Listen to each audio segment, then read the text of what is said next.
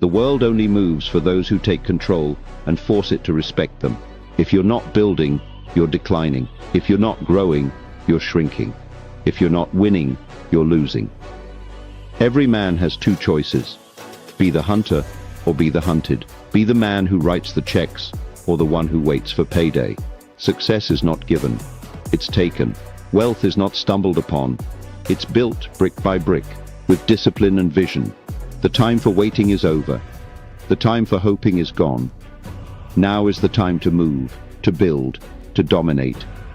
A man without money is a man without options. He settles for scraps instead of commanding the feast. The weak begin, the strong take. The poor complain, the rich strategize. The ones who hesitate get left behind. The ones who act become legends.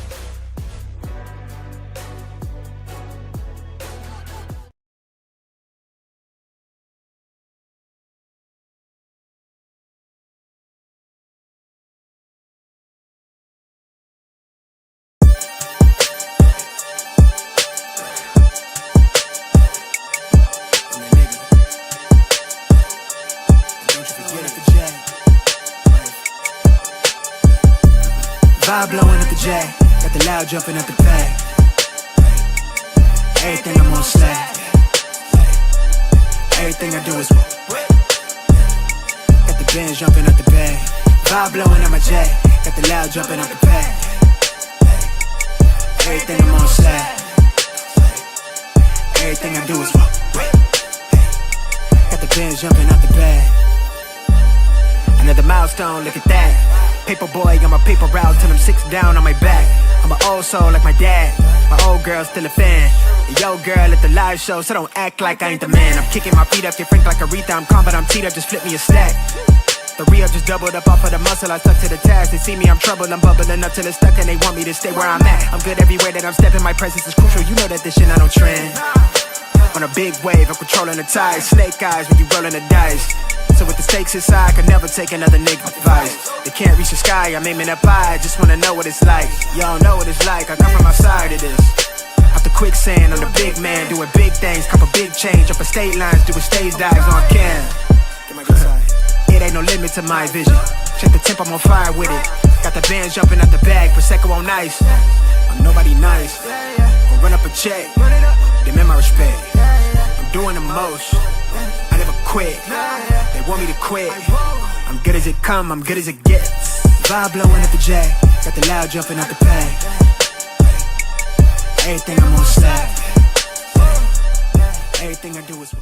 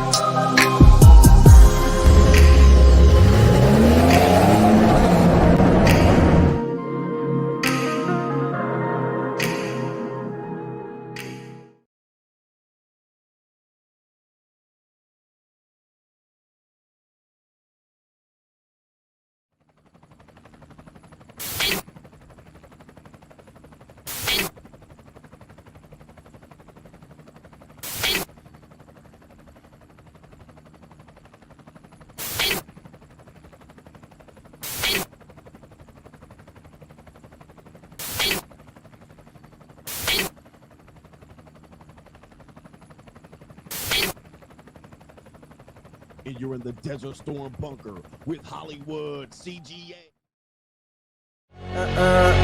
Yeah. Legends ain't born, they built from the grind. From benches benches to banners, we sharpen the mind, we sharpen the sword, and promise and swore that we going hard and leaving it all on the floor.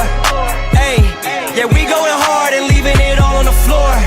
Hey, yeah, we going hard and leaving it all on the floor. Legends ain't born, they built from the grind. From benches to banners, we sharpen the mind, we sharpen the sword, and promise and swore that we going hard and leaving it all on the floor.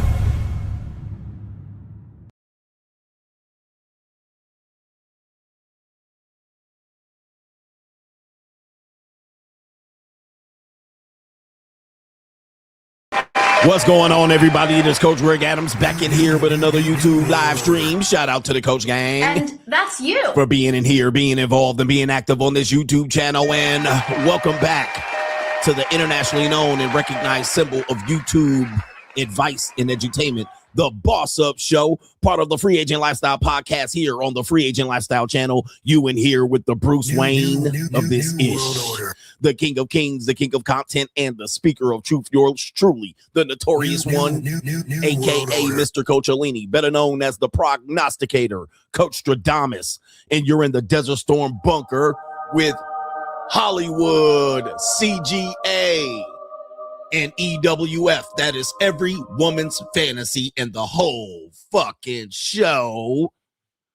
I'm the CEO Niggero of Fix His Binds LLC, the unbinder, the undebatable, the undisputed best edutainment here on YouTube. You can call me Senor Gregorio Graybeard. The ladies love to call me Mr. Third Leg. Third leg was just also phenomenal. The man with one trabajo. That is the Christian and ecclesiastical Mitch Slapper. You're looking at the Anointed One.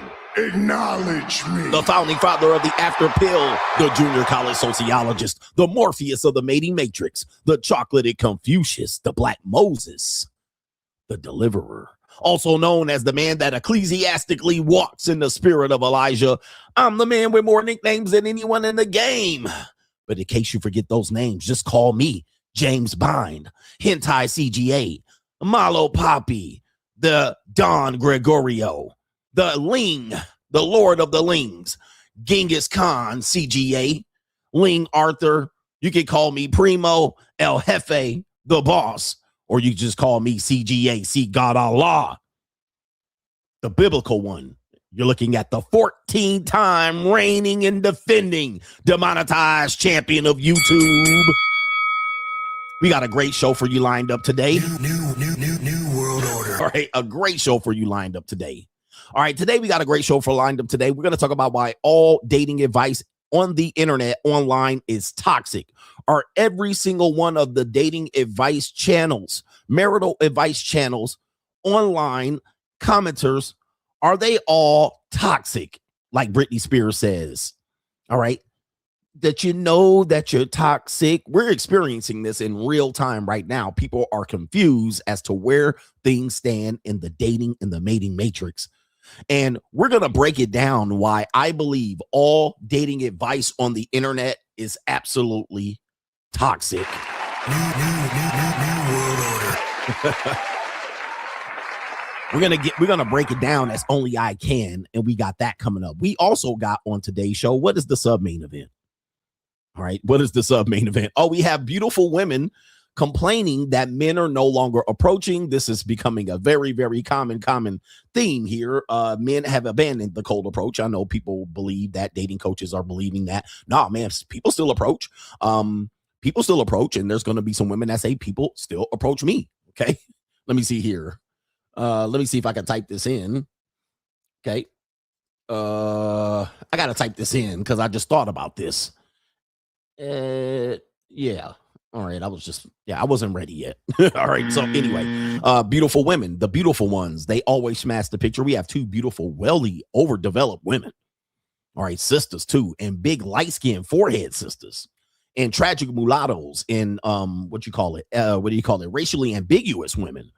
All right, shout out to the America blending in, racially ambiguous women, saying that listen, men are no longer approaching them. The men that they desire are no longer approaching, and they're trying to figure out, should they start approaching these men? We're going to break this down and much, much more. But to contribute to today's show, $ the Notorious CGA.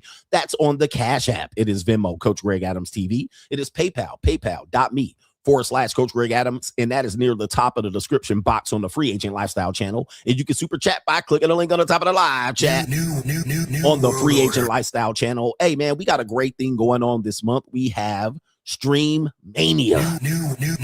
All right, we have Stream Mania going on, and what that means is, I know you're saying, what does that mean, Coach? Well, that means we're going to be streaming every day for the rest of April and multiple platforms. Tonight, we're streaming on Twitch, and you can join us over on Twitch, and I'll drop the link tonight.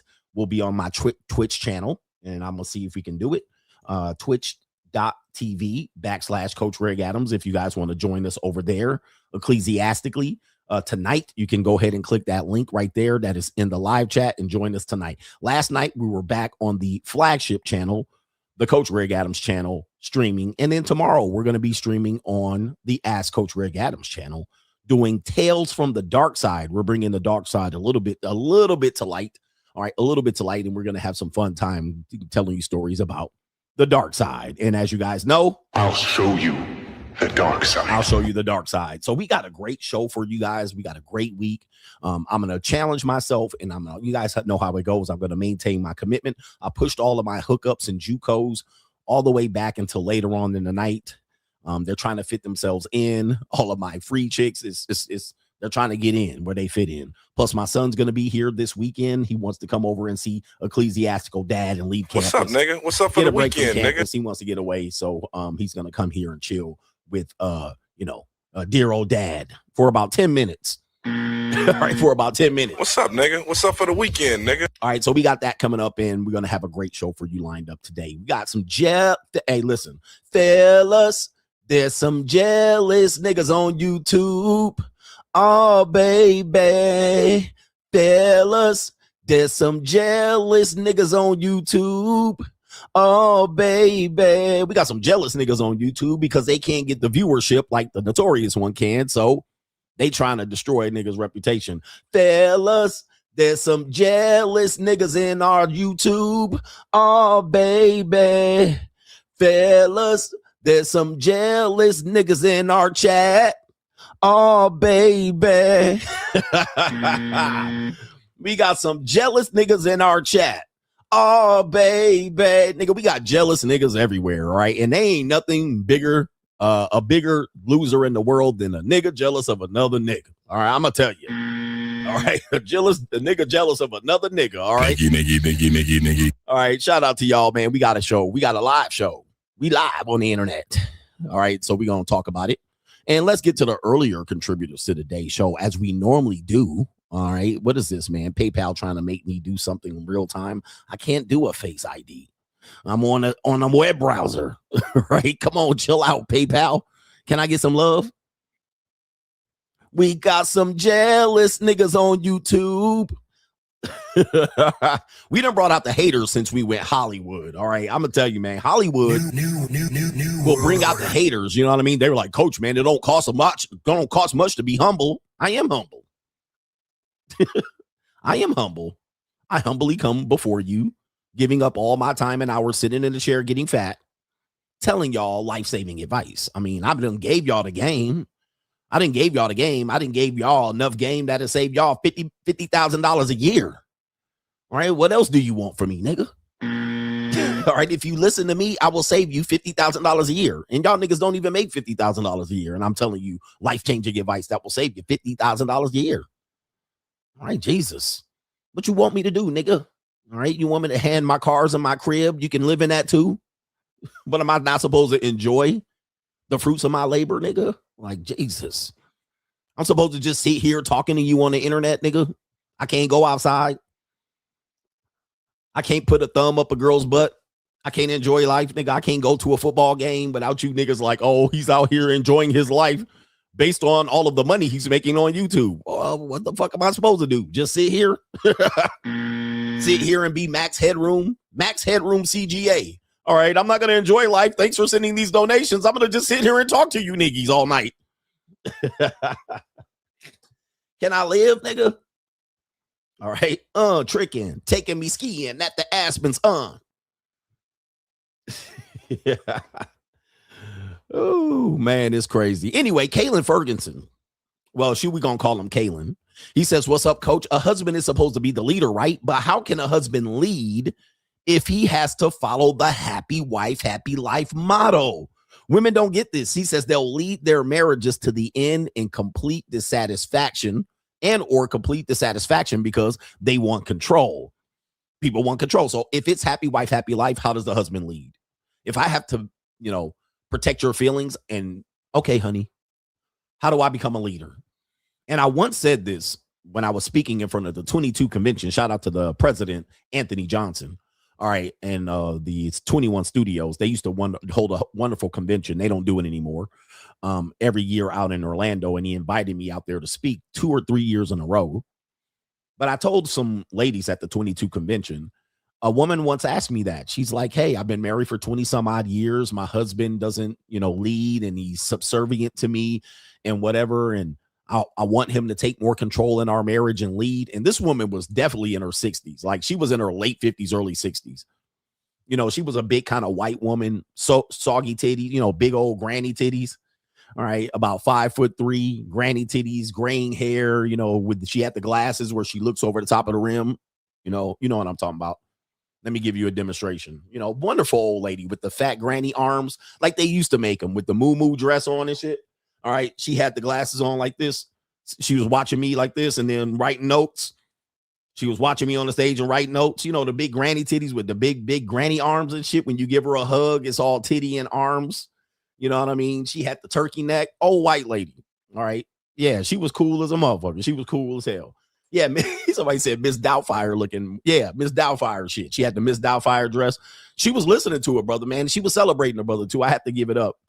But she was like, what can I do to make him lead? I want him to step up. And I said, you know what? You want a husband that leads?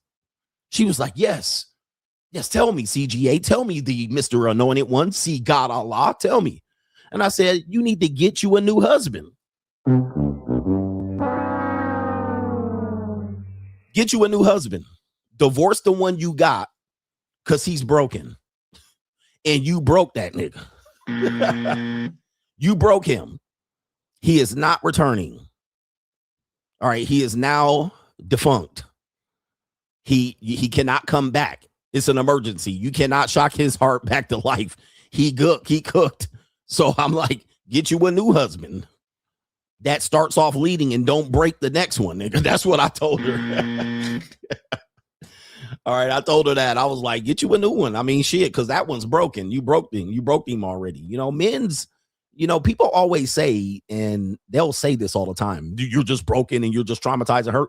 Once you break a man, he's broken for good. People don't realize that. It's hard for a man to come back once he's broken. You know what I mean? And no therapizing white old 50-year-old feminist that went to a University of California Berkeley degree is going to help you. Right? 75% of all therapists are white liberal women, mostly white liberal women with a couple of NBs with degrees. And I've dated a lot of therapists. Trust me, I'm not taking advice from these broke ass bitches. All right. But, all right. All right. Get therapizing you out of a book. All right. Bitch, you ain't never lived a day as a strong black man. Don't tell me what to do with your degree from California, Berkeley. What the fuck am I going to do with this information? All right. So, anyway, reality is when you break a man, if a woman breaks a man, that man will never come back with that specific woman. He has to start over with a new woman. But first, before he starts over with a new woman, he got to be strong. He got to strengthen himself. That's what he has to do. So if he don't strengthen himself and he jumps right back into a relationship, he's going to be the same bitch ass nigga he was for the previous woman. That's why we tell you. For the most part, once you get a divorce or have a bad breakup, you need to have 5 years of no dating regular women. Don't consider marriage. Don't date for marriage. Don't intentional date. Leave it alone until you strengthen yourself, get your bag up, and return back to the man that you need to be. Then, and I write about this in my book, The Free Agent Lifestyle, then once you have leverage, you can consider if you're strong enough to lead in a relationship. Until then, stay the fuck away from a relationship. You broke ass nigga. All right, you bitch ass nigga. Stay away. Do not rush into it. Do not let people bully into your relationship. You better go into it full strength. And when you go into a full strength, you will realize that 90% of women will not qualify for you. They will not be up under your leadership. They will not let you preside onto the throne of the anointed one, of the sea god Allah. All right, these women are manipulators and users, and they target broken men. So 90% of women won't qualify. So therefore, you'll be left with some busted ass. You'll be left with very few options by the time you get to this position. And then what you'll do is you'll look at the free agent lifestyle and say, fuck it. I'll trick out here then. Fuck it. These women don't qualify. Women are looking to manipulate broken, weakened women. Women are looking to manipulate broken and weakened men. All right. So 90% of women will no longer qualify.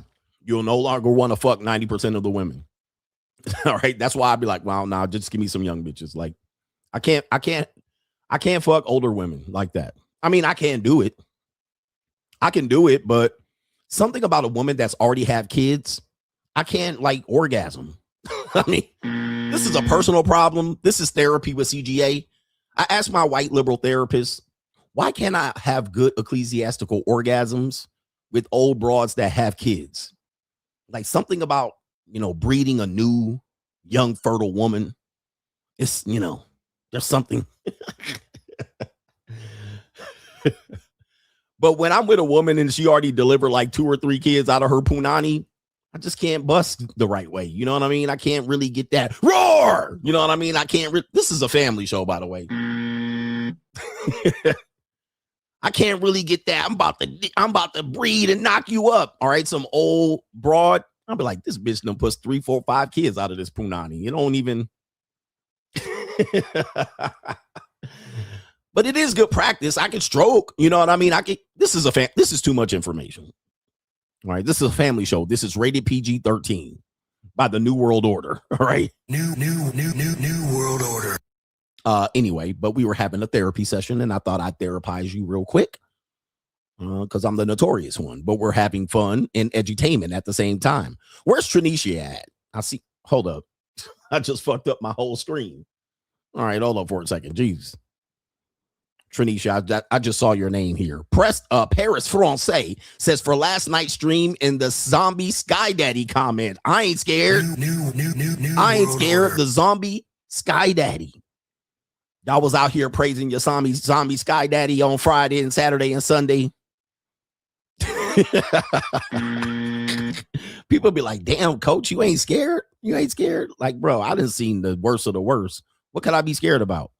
You ain't scared to die? Not at this point. I mean, listen, I would be like, damn, I don't want to go. I don't want to end it. But at the same time, fuck it. 2 tears in a bucket, motherfuck it. Sometimes it's time to go. All right. Anyway. And most of the time when you ain't scared to die, you live a long ass life. You shorten up your life, scared to die. You shorten it up. People don't believe me. Most people do not live a fulfilled life when you scared to die. Because you just sitting there scared. You just by 32, you just like waiting to die. Right? Like any moment now. All right. Anyway, what do we got here, bruh? We got our brother here. G says, been out of the country for a few weeks, so I missed a gang of your live streams. Did you catch that Tony Gaskins calling you out in the free agent lifestyle? Yeah, so you've been behind. Yeah, that's been the thing going on here. I don't know what's going on, but I responded to him once. That's all the response he gets because I get better views than him. He's more irrelevant than me. I'm more relevant. Apparently he holds conferences that are half attended. So yeah, I mean, I did a little research on him. He's irrelevant to me. All right. I'm way above him. I'm 5 steps ahead of him. He needs me more than I need him. But that's what happens when, people can't that's when you have jealous niggas. But shout out to you, man. Yeah, we were covering that. I was out of the country for 4 weeks as well. So I tried to cover as much of that once I was out of town. Shout out to No Government Name. It seems that the people who hate dating advice are the people who want to manipulate others unfairly, whether it's the PUAs for the free peace leave and sell game to Mitches, or feminists who want a traditional pet wallet who's naive about women. What say you? I actually have 2 clips related to that. 2 clips related to that, where I think what's happening is the reason, and one of the reasons why all dating advice is toxic is because it centers on manipulation. All right. It's one of the reasons why it's most of the people are giving advice or telling you to manipulate the other person. That's what it centers to. Like, that's all dating advice on the internet. That's why it's toxic.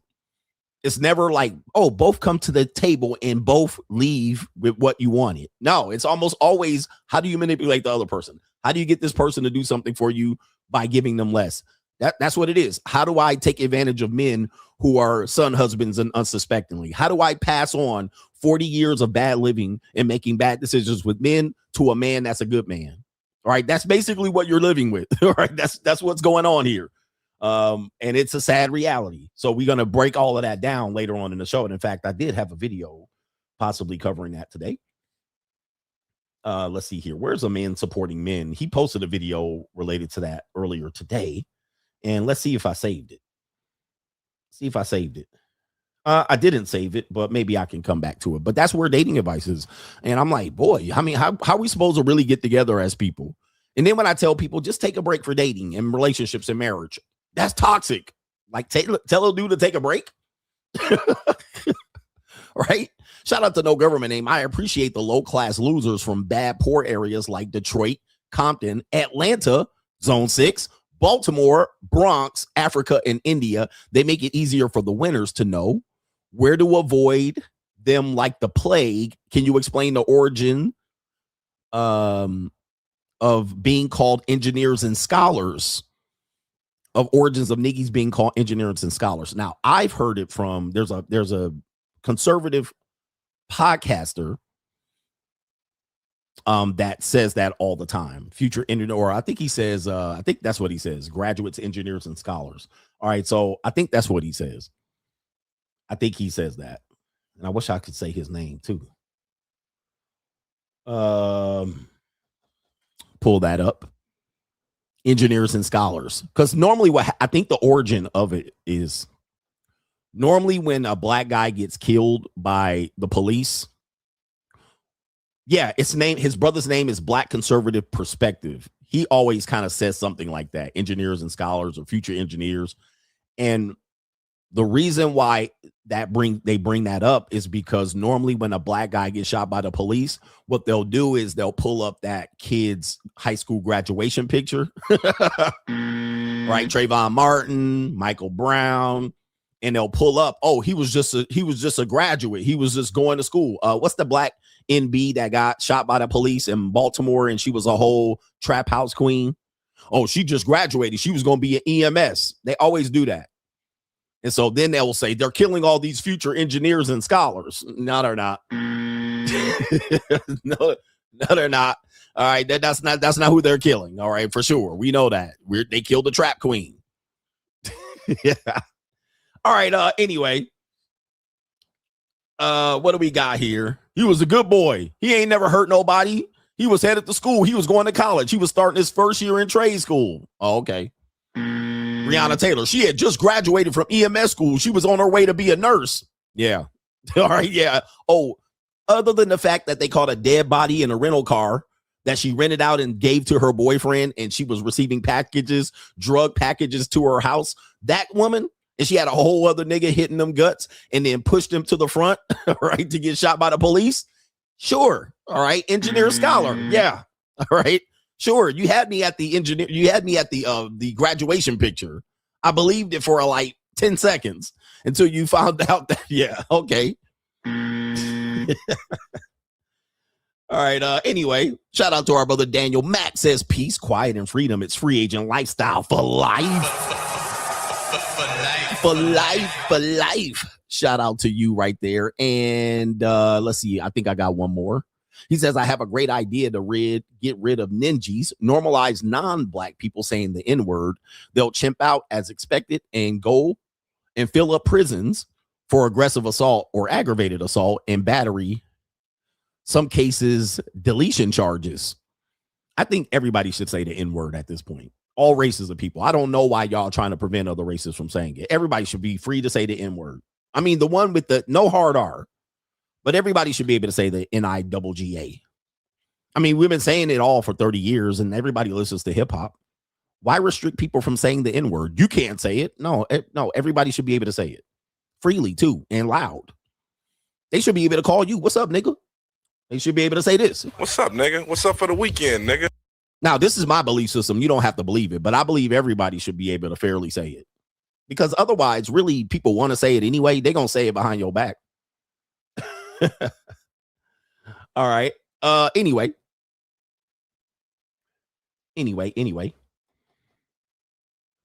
But white people, don't say it to me just yet. All right. Just say it to me. Don't say it to me just yet. Or you can freely say it to you. Don't say it to me. All right. Don't say it in my comment section. All right. Anyway, we got a great show for you lined up today. We got the early contributors out of the way. So let's get into this part of the show. It is Straggle and Sniggle Theater. Let's kick off the show. Like, ride with me if you ride with me. You can slide with me if you feel like 550 on the 5 sticky. Come get high with me. That's a deal, right? Straggle and Sniggle Theater. Let's go. Let's hit the like button. Just give me the likes. Don't pass the scroll. Mugga. Straggle and Sniggle Theater. We have a guy that has dough. Shout out to the brothers that can't get over a booty. Booty. All right. Those brothers that I've always accused of kind of being a little bit weird. Booty is the only thing that matters. Not even the woman's face or the personality. It's always the booty. All right.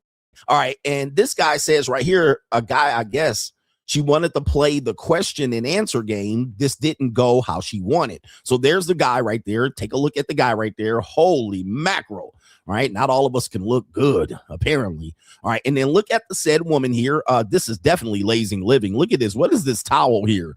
Is that the after sex towel? What's going on in this house here?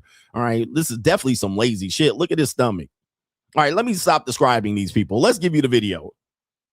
Play it. She got 10 questions, so let's see how this goes. What made you fall for me first? Dead ass. What's keeping you here now? Dead ass. I can't even answer the rest of my questions. Just go. Keep going. What do you value most about me? Dead ass.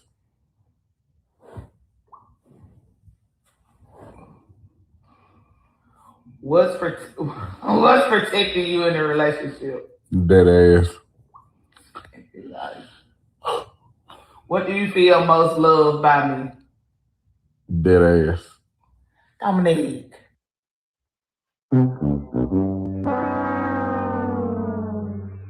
Take a look at that kisser right there. A face only a mother can love. Look at this. All right. Take a look at this. Lazy, sloppy, slovenly. I mean, this is definitely, I hope this is a weekend. Hair all tossed back. I mean, and he tried to literally show us that ass. He lifted up that blanket to show the thighs on that woman. All right. But let me just tell you. All right. The face card is not giving. I mean, she ain't bad looking. But my man literally tried to lift that blanket or whatever that is you call that and show her thighs. Like, I'm supposed to be impressed by this. All right. Okay. Let's continue here. And she's upset with him when she realizes that this goofy nigga is only with her because she got a fat ass. And she certainly pays the rent. All right, because take a look at this, bruh. Hey, look at this. I mean, woo. All right, this woman definitely pays the most of the rent. All right, let's continue here. Ass can't love you. That one do. Keep going. I think that's it. That's all. Yeah. All of you had the same answer. I mean, I thought there were 10 of them. I might have a different answer. I don't even want, they're going to be the same. It might not be. Try me. What is one thing about the future you secretly hope we experience together? That ass get fatter. That ass get fatter. And now she disappointed, obviously enough. And take a look at her face. She's disappointed. And by the way, that definitely looks like about 475 square feet. And there's an echo in that 470 square. I see the edge of the wall here. I see a corner here, and I see a the patio right here. All right. This is a very small room, but look how disappointed she is to realize she with a ass monger, right? A pussy beggar. She really destroyed her on the inside to realize that he only cares about her and her swollen ass. And guess what? Guess what? She got no other possibilities of finding no other partner, neither. All right. So she's stuck with this right here. Pussy beggar. That's it. See, told you. Oh, what? Are you showing this off? Bro, I get it for free. All right. That's definitely more than 475. So, bro, I get it for free. Is this what you're trying to show me? What city are you from to show me this? Like I'm fixing to be impressed. This what you showing me? This is what you show me. This is why we always tell you, I get it for free. Niggas will never give you the receipts, bruh. Like I'm supposed to be, she look like someone in this room resembles Grimace. All right. From the Happy Meal. I'm supposed to be impressed. These are the type of women that be like, I should get married. All right, on that one guy's channel. I won't mention his name. You need to get married. They would love for me to marry this for some reason. Most of the women in his comment section look like this. There's free pussy out here. I don't know why you paying, coach. And this is where he gets it from. This is his source. This is what you're showing me, homie. Like, what are we doing? Dead ass. Oh, my. That's it? I need one of relaxation drinks. So basically, use some crack. I ain't in Houston. I don't even know what they're saying at this point, but she literally don't even take off her glasses when he get in there. And I'm telling you ain't giving her strokes neither. Okay, anyway. Hey, man, they put it on the internet. I'm just reacting to it. Straggle and Sniggle Theater, we have a brother says, let your pain fuel you or let it destroy you. We have a motivational speech from a brother named Kelly Chief. We're going to go ahead and show you what he's talking about here. I actually believe in the speech that he's given us right here. So let me go ahead and refresh the screen and let's put this up on your screen right here. Kelly Chief has a great motivational. This should be on FU Boss Up. But let's go ahead and play the video right here. And here we go. The reason you haven't transformed yet is because you haven't embraced pain. You haven't embraced your suffering. Dragon Ball Z, Goku didn't go Super Saiyan until he had to see his best friend die. He usually just loved to fade. He would fight, not to defend anything, but just because he loved to fight. But it didn't transform him. He just got stronger. He didn't truly transform until he has to witness his best friend be murdered in cold blood. And he let that pain fuel him. Gotta let your pain fuel you in order to truly transform. Okay. The reason you haven't transformed yet is because you haven't embraced pain. You haven't embraced pain. Holy mackerel. I smell bacon. All right. Ecclesiastical bacon, brothers. Wowzers. All right. That is definitely a big one right here. Where's my elephant sound effect? For some reason, I can't see it. I need to put an elephant right there so I can see it. I can't see it. All right. For some reason. All right. But that is definitely Joshua Henderson's favorite right there. My man is carrying up a whole slumped pog up the thing. All right. I came to bring the pain. And there's some gorditas in the back looking like, what the hell? Oh, my God. No way. All right. What city is this? What city is this? I came to bring the pain. Hardcore to the brain. Let's go inside my astral brain. All right. The gorditas, this is definitely San Antonio, Texas's finest is women here. Wowzers, man almighty. That is a slump. I mean, that's a lot of dead weight hanging over your shoulder. My goodness. I mean, I had a poggy like that. She was a squirter too. And look at the sister is like, man, holy mackerel. All right, golly. All right, that is a lot of dead weight. Oh, look at the cake. Look at the sisters. The sisters is like, they recording them too.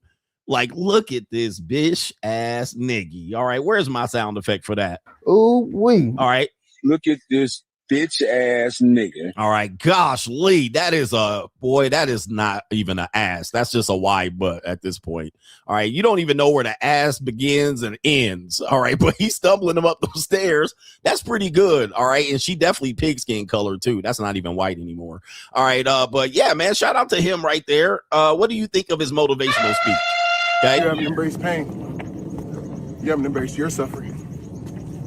Dragon Ball Z, Goku didn't go Super Saiyan until he had to see his best friend die. He won't know. He usually just loved to fade. He would fight, not to defend anything, but just because he loved to fight. But it didn't transform him. He just got stronger. He didn't truly transform until he had to witness his best friend be murdered in cold blood. All right. Yeah, this is a good motivational. Hey, stop playing that sound effect. All right. Stop playing that sound effect. That's impressive. That definitely is Slow Tuesday for me. All right. That definitely is a Slow Tuesday for me. I'm not saying I wouldn't, but that's not going to get prime time right there. That's crazy work. And shout out to him for carrying that all the way up the stairs. That's pretty impressive. All right. What do we got here? Black Man's Dream. Speaking of, shout out to Offset. We reported last night that he was shot in the leg or the buttocks last night. You guys know he's the ex-husband of Cardi B. Somebody definitely has him marked for death, and he either has some beach ass niggies out here looking to shoot him. He's walking around. Allegedly, they're saying he has a gambling addiction in casinos and whatnot.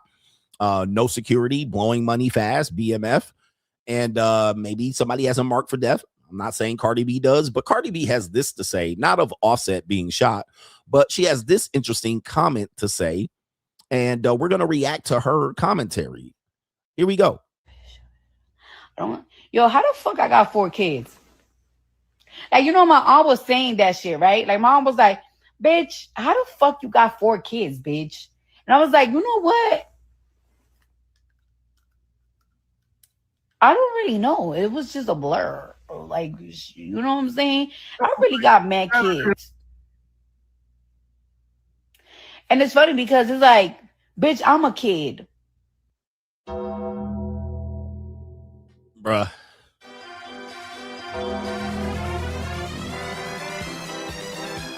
Yep, this is what your future, this is who leads some of your women out here. All right. You're a kid too? Let's look up her age, y'all. Let's look up her age. You're a kid too. 33. Ma'am, you're about to be a grandmother. See, this is what I'm talking about this delayed adolescence, this stunted growth of people. You're a child. You're 33 with 4 kids. You're a mother. You're old. You're aunt's age. You're auntie. All right. You're about to be granny. Okay. You're about to be granny in short time. What are we talking about? Like, what are we talking about? Like, this is what we're doing here. How did I get 4 kids? I don't even know. I think you have 2 baby daddies. What? You have 2 fathers of your kids. 4 total, but you're a kid too. At 33. Oh my God. I tell you, man, I swear to goodness, and this goes into what we're going to talk about later, dating advice. People literally believe they got more time than they actually have. They just got all this time to trick off. And then when they want to get serious, they expect to find the guys that are just serious. And then they want the guys that are just saying, okay, well, I guess you women aren't serious. I'm going to go live my life. You need to get serious. Well, you weren't serious. You were playing around. Why am I going to now just get in line? Okay, all right, I'll get serious because you're now serious. Okay, she's a child, y'all, with 4 children. Okay, let's play the rest of the clip. I'm one of them niggas. I'm the oldest fucking sister. I'm the oldest sister.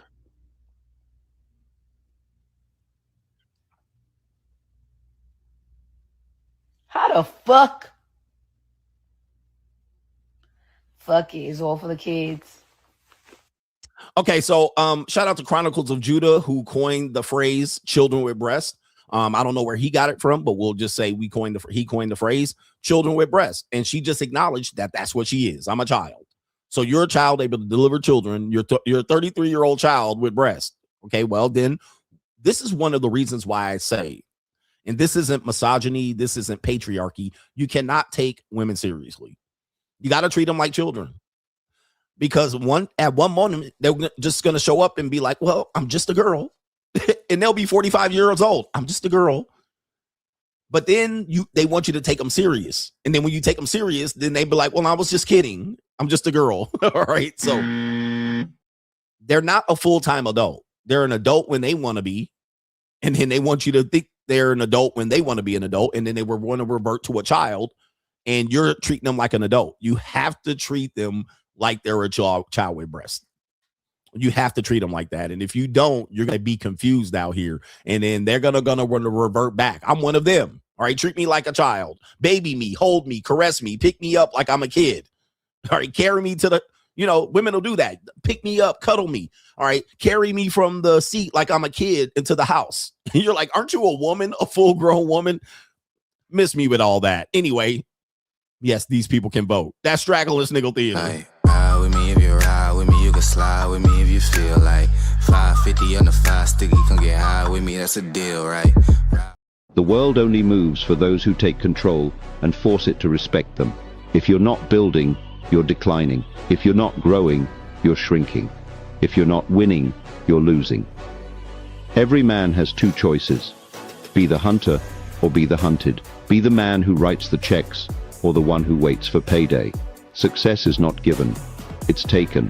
Wealth is not stumbled upon, it's built brick by brick, with discipline and vision. The time for waiting is over. The time for hoping is gone. Now is the time to move, to build, to dominate. A man without money is a man without options. He settles for scraps instead of commanding the feast. The weak begin, the strong take. The poor complain, the rich strategize. The ones who hesitate get left behind. The ones who act become legends.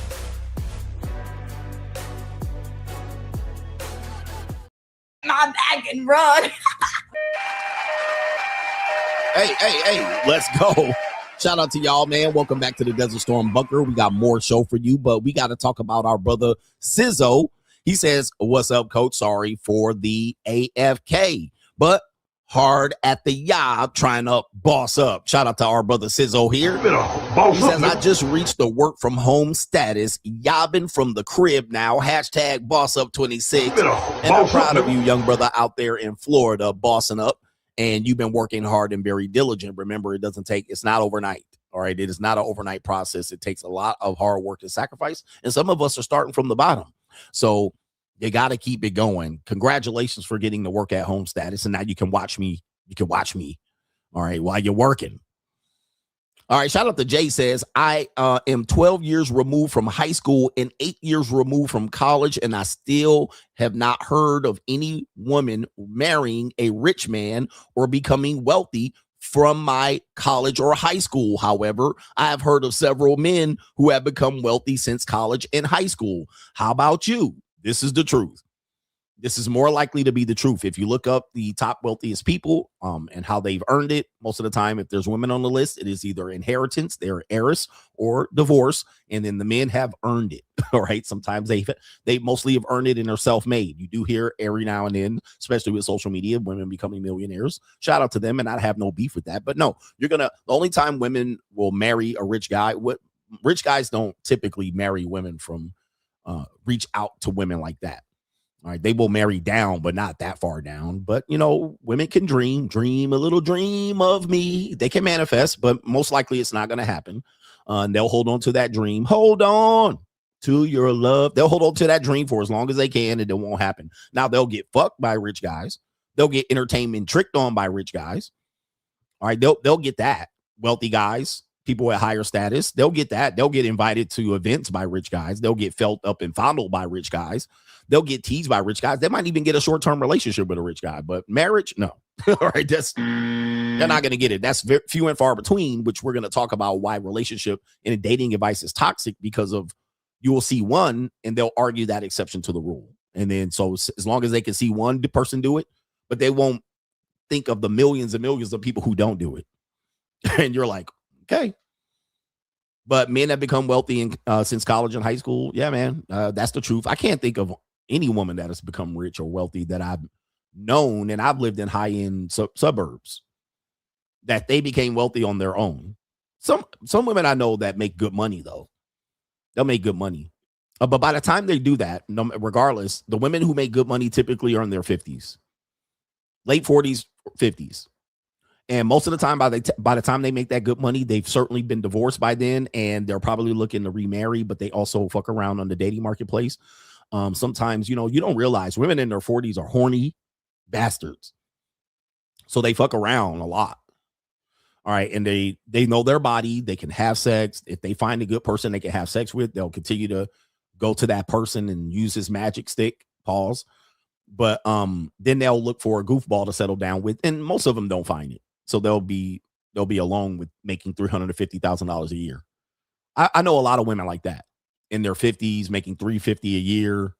But most of the time they don't want to work. You'll find that they don't want to work another 10, 12 years.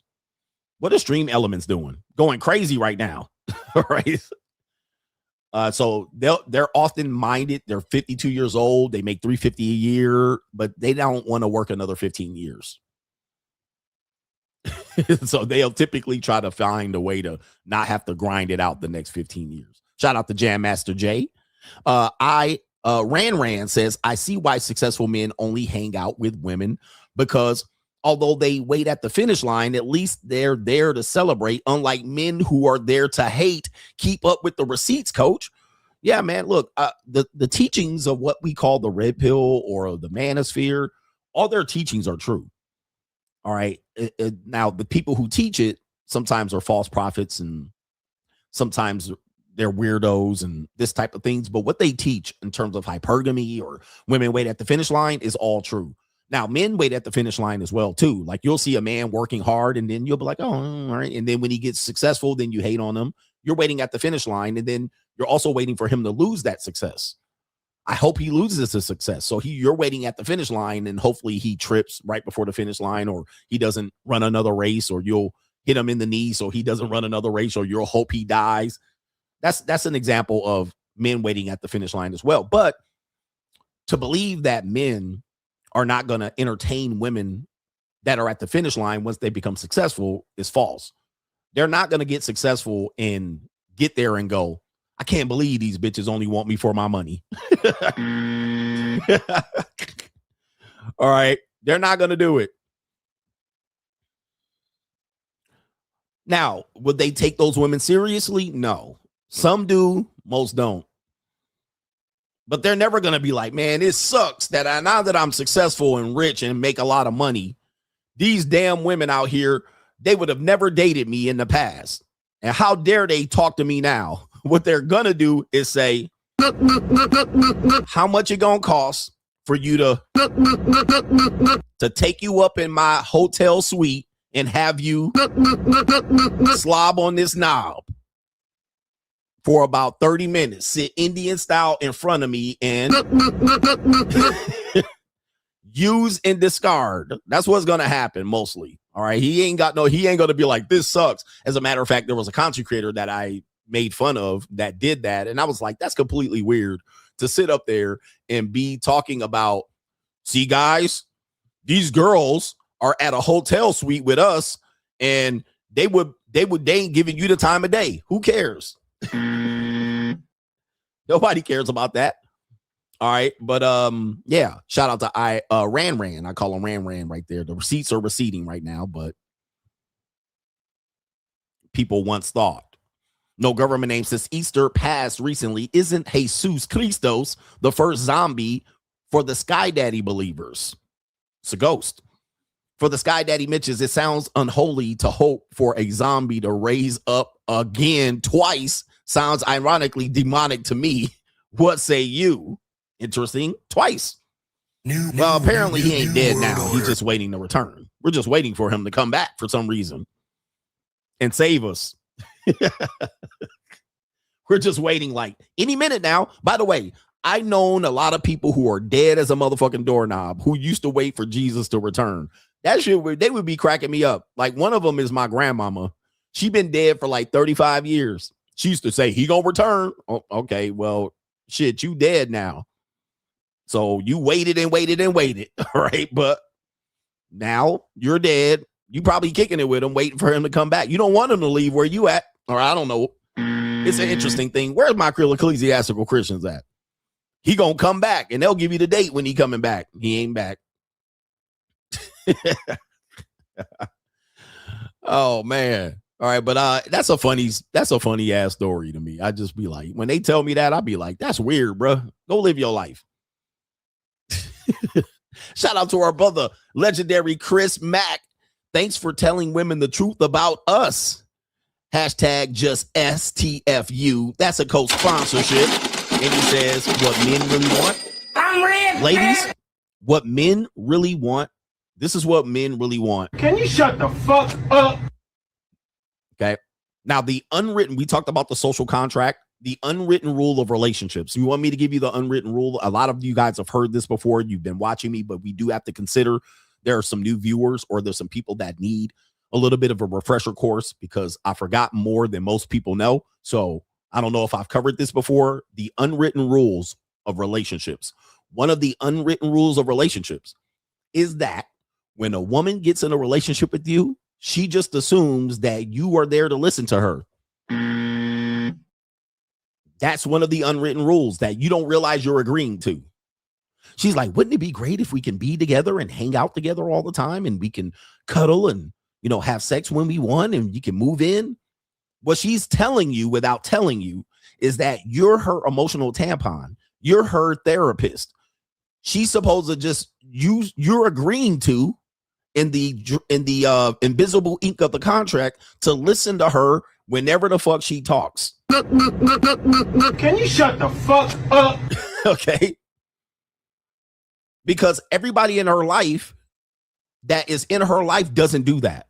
Her friends don't even do that. Her mama doesn't even do that. Her daddy doesn't even do that. Her male best friend doesn't even do that. The men she fucks and he chucks doesn't do that.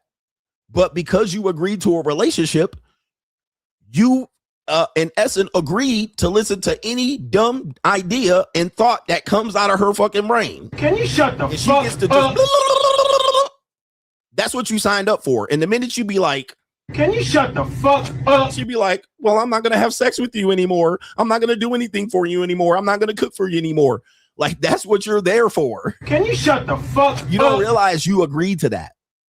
That you're supposed to sit on the couch and dry rot. All right. Just rot there and then wait for her to talk. All right. Just out of the fucking blue. All right. All day long on a Saturday. All right, all day long on a Saturday, running Target runs and going to Ulta and Sephora, and you're supposed to just listen to her on the car ride, listen to her in Target, listen to her in Ulta, listen to her in Costco, listen to her while you're on the couch, listen to her while you're watching the game. She's supposed to just pop up in your life and be talking all the time. Can you shut the fuck up? And then when you tell her, can you shut the fuck up? She offended. Aren't you here for this? You're supposed to listen to me. No, I'm not. Can you shut the fuck up? All right. And dudes will tell me I don't pay, but listen to this woman babble all damn day. Can you shut the fuck up? No, you're not here to talk to me whenever the fuck you want.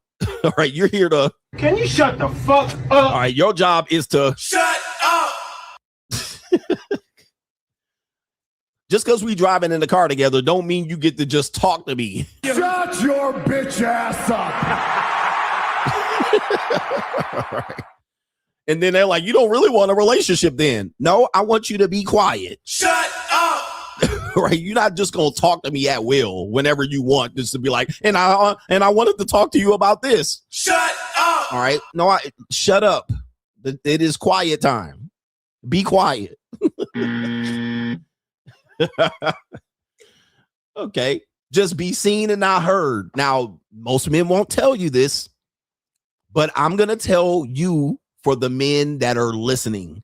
Men want me to let you know that this is what men want. All right.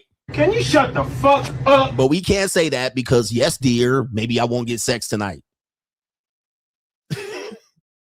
But you're not, because I'm in a relationship with you, because I'm penetrating you, doesn't mean you get to talk to me whenever the fuck you want. Please remember that rule. You don't get to just talk to me whenever you want. When I want to hear from you, just be quiet. Shut the fuck up. I'm not on all day long. My battery just undrainable, and you just gonna be just talking to me, and I'm gonna listen. Oh, let me listen now. Oh, let me stop what I was doing. Huh? Shut up. Be quiet. All right. And I ain't being rude about it, but that's the truth. Be quiet. I didn't sign up for this shit. And in that case, you need to go back to your house. Be quiet. Ecclesiastically, by the way. My man said, do you have an appointment to speak for me? For facts. Do you have an appointment to speak to me? We did not set an appointment for you to be talking to me. And then we have to talk about something. It's important. Set an appointment. Set an appointment. Go talk to the nigga you fucking on the side.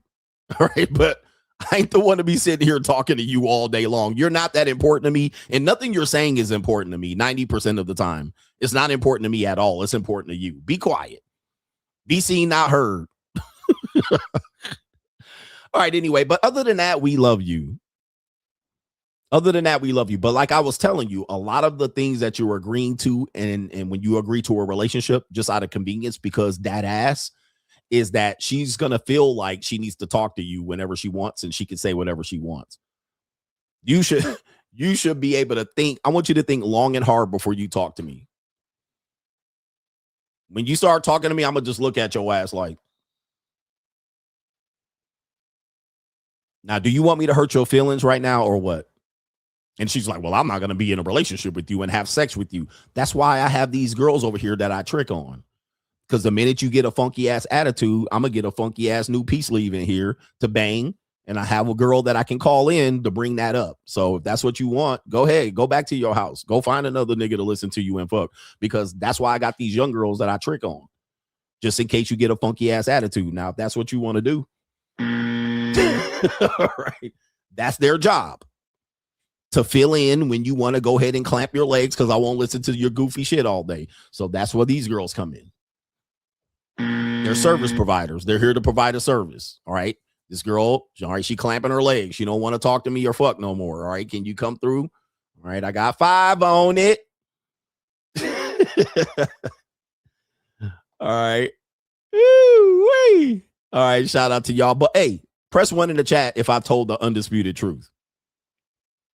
Press 1 in the chat if I've told you the undisputed truth. Ladies, I want you to listen. Most men can't say this because they have scarcity when it comes to women. They don't have abundance. They don't know how to work around the system. I done told the undisputed truth. Okay. And women don't want to hear it. Not all men think like you. You crazy, coach. Okay, I'm crazy. However, I'm telling you the truth. I'm not disputing that I'm crazy. Because you have to be crazy and insane to be successful. So you can't just be a regular nigga and be successful. So I've told you the truth. I done gave you the game. You can listen to me or not. All right. You can act like there's a guy out here that ain't like this and don't think like me. Well, he's again, this is why dating advice is toxic. A woman's going to say, I'm going to find a guy out here that don't think like you. Okay. You might find a guy out here that won't say what I say, but you're not going to find many guys out here that don't think like me. They pretty much going to think this. They just are cowards to say it. But I didn't gave y'all the game. All right. Anyway, they don't want to listen. They don't want to listen. And all you got to do is hike your skirt up. And then all of a sudden, then they listening to you. All right. Anyway, ladies, I'm just telling you how to be a better woman. Ladies, do you want to be a better woman? By CGA. I could teach you how to be a better woman. In fact, I do have the 52-point inspection program. Any lady want to come over here and get, the tires kicked and let me go ahead and check the bumper and, check that oil, see if y'all got some oil leakage or drainings. If you want me to get the dipstick in, if you want me to, give you that, check your spark plugs and fluff up those tires, talk to me. I'll let you become a better woman. All right, build a better woman by CGA. Teach you how to not be a feminist, a misandrist, hating ass woman. Get you to lose some weight. I'm here to put that thermometer up your tailpipe. All right, I'll do all of that. I'll make you become a better woman and get you the man that you really need. All right, because women will be like, I don't need a man. Yes, you do. All right, you might not want one, but you need one. And I'm going to get you one. But first, I must test them things out. I must test it out. I might take it to a test drive and check out that shifter. All right, you see what that clutch doing. All right, shift it into overdrive and put it in tow. You know what I mean? I want to see what's going on. Let me see how fast you shift. Let me see if your transmission's slipping. And then once I'm done with you, I'll put you back on the showroom and polish you off, give you the CGA serum, and I'll put your ass back on the block. All right. So, ladies, if you want to sign up, let me know. Pop that clutch in. Let me see what. Okay. Oh, okay. She can handle very well. Let me see what this. Oh, all right. Let me see how she takes the corners. All right. Look at her on the straights. I got you, baby. Take her to the streets and see how we race on the track or the streets. Let me see how you hit them red lights. Let me see how you stop and go in traffic. All right, let me see where y'all at. These ladies signing up right now. Look at her. They signing up. They signing up. Room service. Y'all need y'all niggas bring me some chicken wings, 2 hoes, a red bone and a white girl. Okay, let's get back to the show. Let's stop messing around. These women ecclesiastically are clutching their pearls. All right, what do we got here? We have It's an Evil World We Live In coming up. Let me see here. It's an Evil World We Live In coming up here. And we got a little cold approach video, but you know, YouTube doesn't like when I play this and they always mess me around. But you know what? I'm not going to show it. All right, so I'll show this one because YouTube always gets me for some cold approach video. All right, so we'll do this one. It's the Evil World We Live In. We have passport grannies. All right, passport grannies here. Let's take a look at what's going on here. We have a woman that's going to go get married in another country. I learned how to twerk for a man who's half my age. Since Javar and I met last August, there has been so much people just really hating on our relationship. Come on, Granny. Give bro his green card. He's working hard for it. You working hard for it? No. You working hard? Okay, let's see. I don't know. I think you need to work a little bit harder. I ain't ready to give you that green card yet. What if he actually loves her with 3 question marks? Do you really love me, babe? Of course, baby. Okay. I love you too. As you can see, there's a lot of the talk about green cards up in here. My plan is to move to Jamaica. He has no intention of going to the U.S. Since day one, we made that decision. So everybody talks about green card. No, we have no intention of him trying to get a U.S. visa. My goal in life is to move with my very handsome Jamaican man here. All right, man. He does not look like he wants to be. But he busted ecclesiastical nuts because this is definitely right in their wheelhouse. Sogmeister done got her. She damn near 60 years old. This reminds me of the lady that was asking me at the conference what she needs to do. And maybe she did get a new husband. But the Sogmeister done got her. And take a look at his face. That post-nut clarity hit the nigga hard as a mother. Oh, the humanity. All right, he's embarrassed. He's humiliated. He definitely don't want to be here with her. And she happy as hell right now. All right, she definitely getting them ramrods. All right, because when he gets in the mood to hit, all right, when he get in the mood to hit, he be breaking her off. Okay, you know he be blowing her back out. All right, making her jizz squirt and leg squirt. All right, she be out here. He be delivering that shit to her. All right, but when he done, this is how he looking. Damn, I really got to be hanging out with a bitch. He is cooked. Oh my goodness. Poor guy out here. But this is how all women think. The women that we go overseas, they hope that they feel like this, but they don't. They don't. Jamaica. She's just as bad as him. I don't feel sorry for her at all. Them feet get scammed. Someone say right here, run now, don't do it. Yeah, run, don't do it. Someone says, now whose grandma is this? Come and get her, please. People say that I'm a grandma, but let me tell you, I be bubbling, twirling, getting it all out. Get it. Let's go. Oh my goodness, right here. Take a the humanity. And she got the monkey lip going. Let me stop. YouTube don't like when I talk about them, but none of these young girls can compete with this. None of these young girls can compete with this. That's what happens when you get good dig down by Dexter. And do you think Dexter is faithful to this woman? Do you think Dexter is faithful to this woman? And shout out to him with the fake Versace, the Fosachi. He got the Fosachi shirt. All right, I got the real Versace on right now. This is real Versace. He got Fosachi on. All right, what's going on there? My beautiful Jamaican man, oof, He makes me feel young again. Winston, you better make sure still I get her groove back. Winston. The judgment definitely make us stronger as a couple because she's who I want, and that's all matters, you know? This one was nice. It says, I know real love when I see it, bro. Blessings to you and yours from me and mine. And somebody says, one thing I can tell you is this. Nobody can't tell her she ain't the hottest girl alive and she's feeling 25 again because her Jamaican man told her so. I love it. Oh, the humanity. Ooh, and I'm going to tell you, man, he beating the brakes off of her. He piping her down like she ain't never been piped. Now, she does have a black scent, so it tells me that she been messing with a lot of niggies already. Like, you don't just jump from old white man to Dexter St. Jock. So she already been niggied out and niggified after her divorce, for sure. It's an evil world we live in. All right, because she definitely got a black scent, and she got black kind of mannerisms. She got hoop earrings, you know, big hoop earrings, at least 2 pairs. She got a Fendi bag and a bad attitude. She definitely got a short white woman haircut, like a white woman that dates black men. She got a lot of mannerisms like a black woman. So she definitely been black. All right. And I'm telling you, man, he putting that on her. He delivering the pain. All right. He putting the pain punishment on her and she like it. He definitely putting the choke, spank, whoop domination on her for sure. The nation of domination. I like to get dominated. All right, he definitely putting the domination on her, and that's why she's smiling like that. But anybody think that's predatory? Ladies, hey, ladies, quiet on this one. We have the desirable truth back here on the Coach Greg Adams channel or the Free Agent Lifestyle channel. The desirable, he's the interview thing here. Take a look at this woman here. These are your daughters out here, Coach. That's daughter.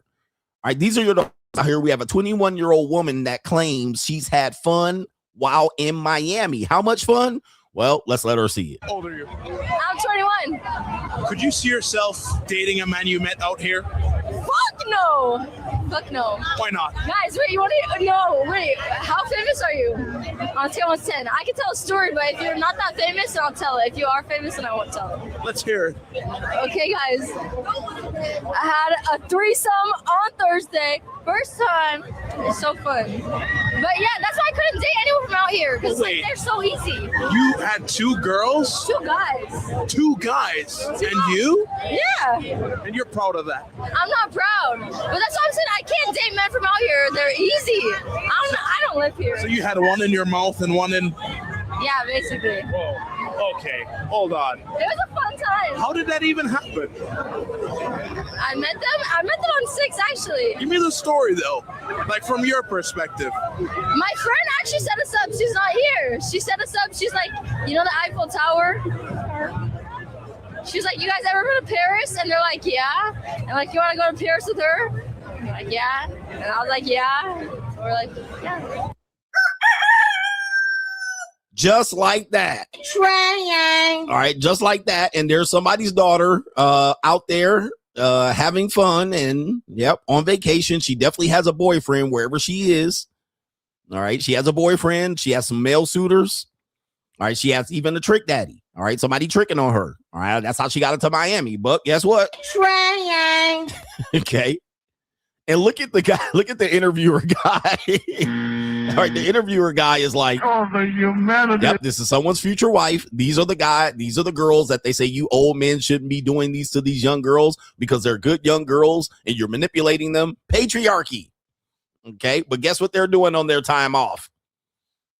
Getting trains ran on them in Miami, but they're supposed to be going to Miami. I'm not going to do that. Trying. I'm not going to do that. I'm just going to Miami to let my hair down and have fun with my girlfriends. Trying. And then he says, how does that happen? Guys, what did I tell you about how things work? The easiest thing a woman could do is open her legs to a man. That's the easiest thing. Like she could just go outside and be like, hey, do you want to screw? 99% chance it's going to get done. It's going to get done. And all she has to do, she don't even have to say nothing after that. She can walk back to the hotel, lay on her back. Nothing else needs to be said. He's going to unzip his pants, go right through the boxer hole. It's easy as 1, 2, 3. So how does that happen? Easy. Somebody volunteers her. She volunteers herself. She sells herself. Easy. Done. All she has to do is provide the mouth in the booty hole or the vagina. That's it. So even if she didn't intend on doing it and she just had a thought or somebody volunteered her or offered her an indecent proposal, it can be done without her thinking about it. So let's continue what she's doing here. Just like that. Now she then says the guys are easy. The guys are easy. It's their fault. They're easy. Let's listen to the clip. And they were just random guys that you met. Yeah. There's her daughters. Random guy. Look at the random guys behind her. Random guy. Now, they don't. This is why I always tell women choose. They choose who they want to have sex with. They choose who they want to have a kind of like a string along and date. They choose who they want to have threesomes with. The guy didn't come up to her and say, "Did you want an Eiffel Tower?" No, normally, and this is where the things when it comes to these kind of what they call like I call them alternative relationships, alternative sexual experiences, BDSM, orgies, trains, any of these threesomes. The women initiate those. Men don't initiate those. Most of the time, men don't be like, get your girlfriend to come over. Most of the time, the woman will be like, you want my girlfriend to come over? Or most of the time, she's going to do it with two randoms and not two men she knows, not her lover and another guy. She's going to be like, if it's her lover or her boyfriend and she wants to bring in another girl, she'll be like, no, I feel weird about that because maybe she'll steal you from me afterwards, or maybe you'll like her more. So it's better for her to do it with two randos. Two strangers that she doesn't have a connection with. They're just as kind of bad as how men act out here. And when they want to do this under secrecy, although it's not a secret anymore, she just revealed it. When they want to do it, they'll get it done. And they'll do it under their cover of night on a vacation outside the area or zip code. And they'll come back. All right. And they'll want you to give her princess treatment. You need to take me out. You need to do this. You need to apply pressure. I'm like, I'm sorry. I just imagine you getting an Eiffel Tower ran on you on vacation. Not me. Yes, you.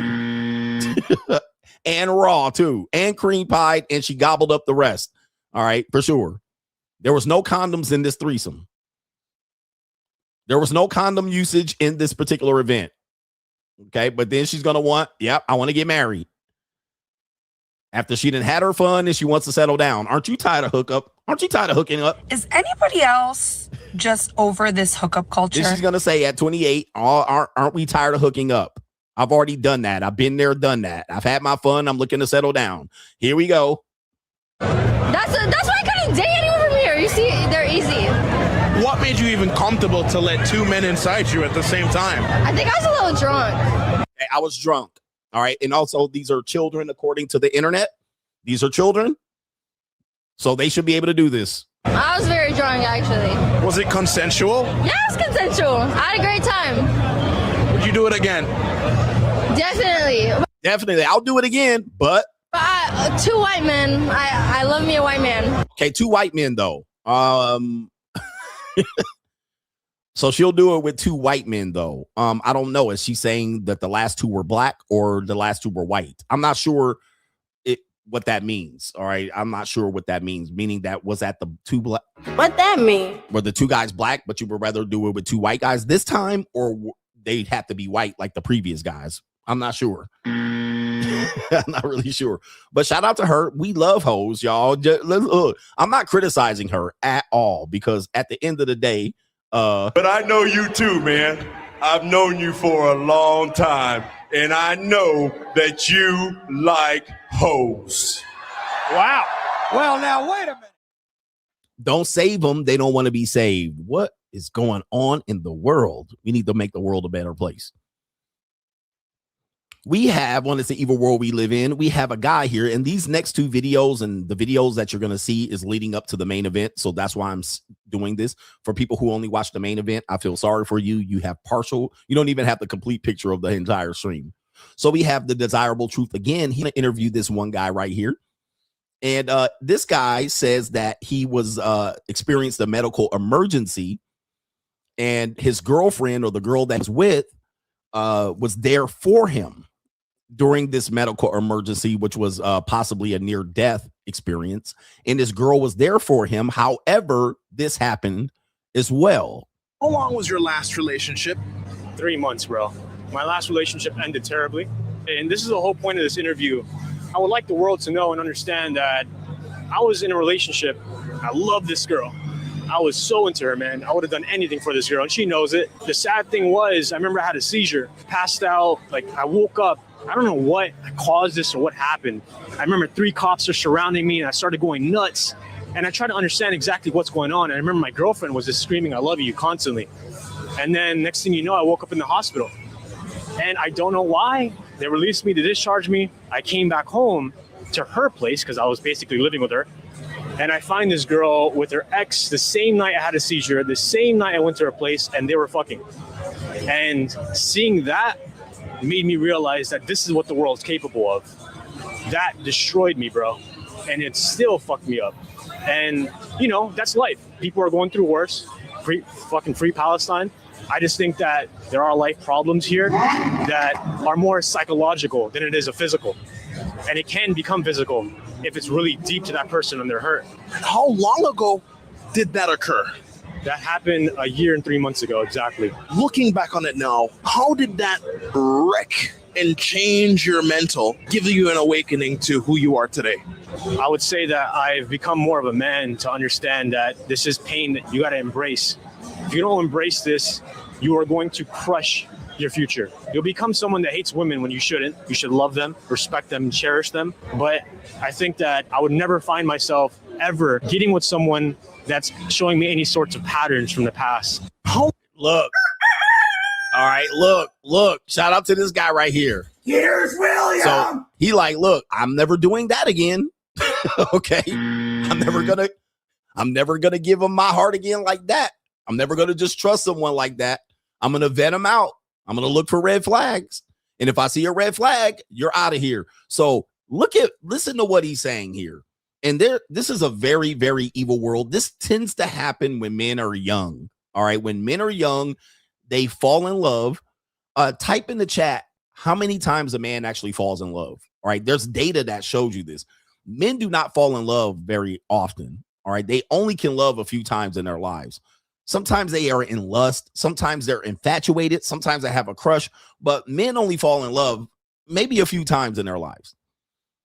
And if they do, and when they do, it's normally when they don't have much, right? They only have themselves to give to the woman, and they hope that the woman appreciates them for themselves. And then what you will find is you're going to get a rude awakening. All right, he got a rude awakening. Yeah, while she might love you, she says she loved you, that doesn't mean she's exclusive to you, because she's not your girl, she's our girl. And when they're young, they have a variety of options. So he found out the hard way that you became incapacitated, you became disabled, and the ex was always there. That was her ex. It's just her ex. It's just her best friend. And not only that, he put himself in a subservient position by moving in with her. And then he went back to her house and found out she was getting those insides pushed to her esophagus. Okay. And he said it messed me up. So much so that he knows down to the day. When did this happen? A year and 3 months. He's counting the days since it happened, and it messed him up. So he's saying love and cherish, and he's also doing the kind of the liberal thing. He's still kind of in the matrix, if you will. He hasn't broken programming. He's talking about free Palestine, and, you know, he's messed up. And like I said, he shouldn't be considering a serious relationship for the next 4 years and 9 months. All right. He should give up relationships for the next 4 years and 9 months until he fixes himself. All right. Because he's really cooked. He's not in the position or healthy enough to even consider relationships, nor is he where he needs to be financially to consider a relationship. He can't just go out there and love and expect love to give him back in return, because if he does, somebody going to end up dead. Okay. Here's William. All right. I'm going to tell you, man, if he gets played again in the next 4 years and 9 months, somebody dying. Here's William. All right. Whether it's him or the other person, or maybe the ex that she fucking on, somebody going to the Undertaker. All right. Because he is not well. It's 3 years and 9 months. Oh, yes, I got it right. I got it wrong. 3 years and 9 months. Math by CGA. All right. So he's not healthy. And he needs to know that I'm not healthy at this point. I think he knows that. He says, I'm broken. It broke me. But you're looking at a person that's going to crash Bandicoot. Crash out Bandicoot. But sad part about it is the evil world. She's there screaming out, I love you. She got you in the hospital. She think you ain't about to check out till tomorrow. And I always tell you, gentlemen, if you think you're important to a woman, die. If you think you're important to a woman, go out of town. You're going to find out. It won't take her long to get them cheeks clapped. In fact, she already never tell a woman when you're going out of town. When you going out of town? Oh, I'm going out of town in 8 days. How long are you going to be gone? I'm going to be gone for 3 weeks. You know what she doing? She lining up her other appointments. She lining up the other niggas. All right, he going to be gone this day. When do you fly out? I fly out on April 3rd. When do you fly back in? April 21st. She like, she like, okay, cool. All right, I got this much time to fuck around, and I'm gonna be on the dating app. I'm over here. I'm gonna be going to girls' nights out. She gonna go out of town. She like, shit, this easy. You done gave me all the info. Now don't come back early. Yeah, she back on DMs. She like, good. I already know. I got 3 weeks clear runway. This nigga ain't gonna be nowhere to be found. So don't give them information. When you coming? When you leaving? I don't know. How long you be gone? I don't know. I don't know. That's if I'm in a relationship. Because they'll fuck around up until the day you arrive. And then the day you arrive, she be out there in the bidet cleaning out her pussy, ready to go. I was saving it for you. I kept it tight for you the whole time. Okay. All right. Thank you. All right. But it's the evil world we live in. It's an evil world we live in. Who believes me? Who doesn't believe me? All right. Who wants to challenge me on this? Okay. Men done found out, bruh. Ain't no Punani don't got a heart out here. Punani need to get fixed real quick. Somebody said drop you off at the airport at 9 a.m. Picks up other guy 9:30 because you on the plane. You texting her from the plane. She already getting her cheeks clapped. Ooh, wait. It's cold, evil ass world. It's an evil world we live in. Okay, what do we got here? We got some more segment. We're leading up to the main event. We're matriculating the ball downfield. Let's see here. This should be the next segment. So we'll do it here. And if you think there's some woman out here, you just got to trust, you got to believe. No, I don't. I don't got to believe shit. I'm going to believe what I've experienced or saw. I don't got to believe any of these goddamn things you want me to believe. Or you just got to believe. Not all women are like that, but it's always women that are like that. All right. Anyway, I don't believe a damn thing. All right. What do we see here? Dion Miller says, I know you like hoes. All right, we like hoes. But I know you too, man.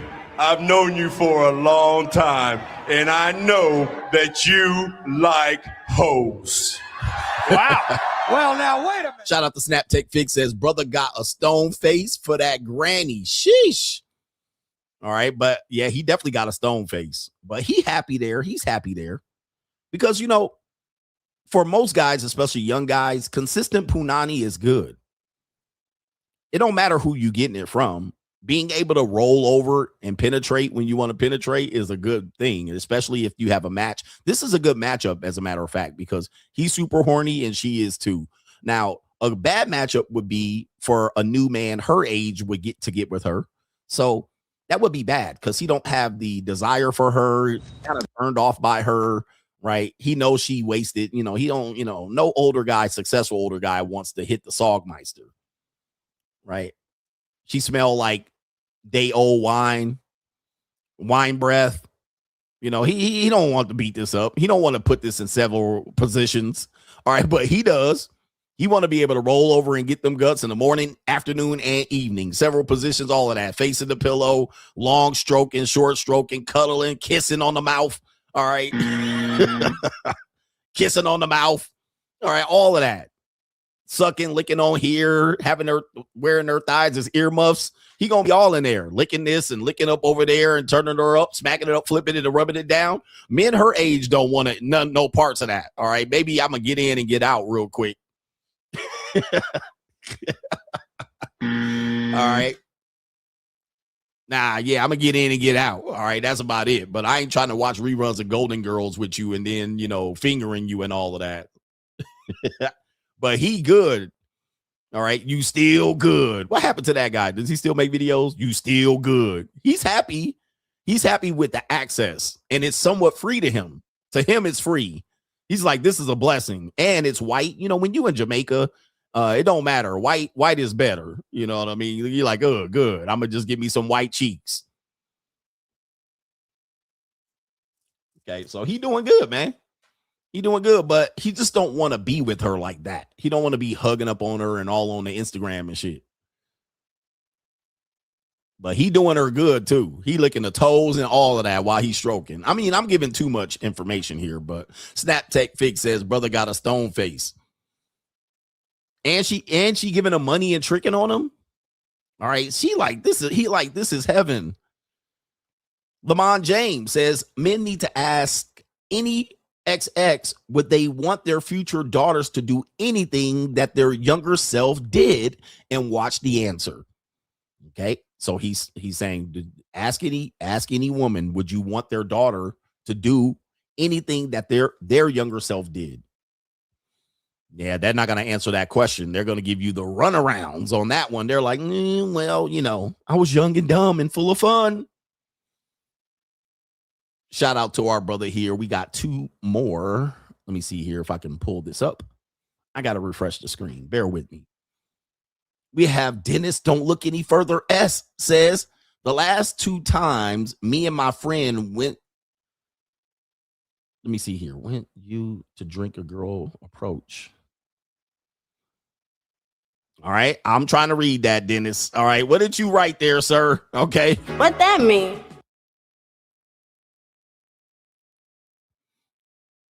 Okay. But let me just, I'm going to try to make sense of it. He says the last 2 times me and my friend went to drink at a bar, he says a girl approached us and proposed to train. Both times it was a no thank you from us. I think that's what you meant there. I think there was a little words jumbled up in there. Okay, but the last 2 times that you went to a bar, a girl approached you and proposed to train. Most people don't realize that that's mostly how it goes. All right, the woman proposes scenarios like this. It is very rare that the man proposes the scenarios. It's most of the time the woman's going to propose it. That's why most of the time, and now there's a rare exception when a woman's young, she don't realize that she's going to go over a couple of niggas' house and there's going to be niggas playing basketball in the backyard, and then she going to meet up over there, and then he going to smash, and then he going to go to the bathroom and go out and see his boys, and she going to be putting her bra on. You know how they put it on backwards, and she going to be clipping it, and another dude going to open the door. Been there, done that. All right. But I was always first.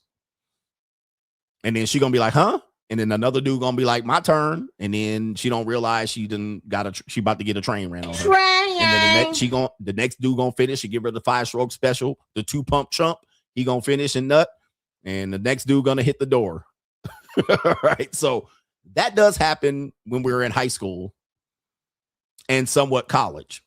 So that's the only scenario where I can remember where the men kind of proposed it on the woman and she didn't realize that that's what she was there for. After the first dude finished, she gonna be like, you gonna let the homie hit? And she was like, oh.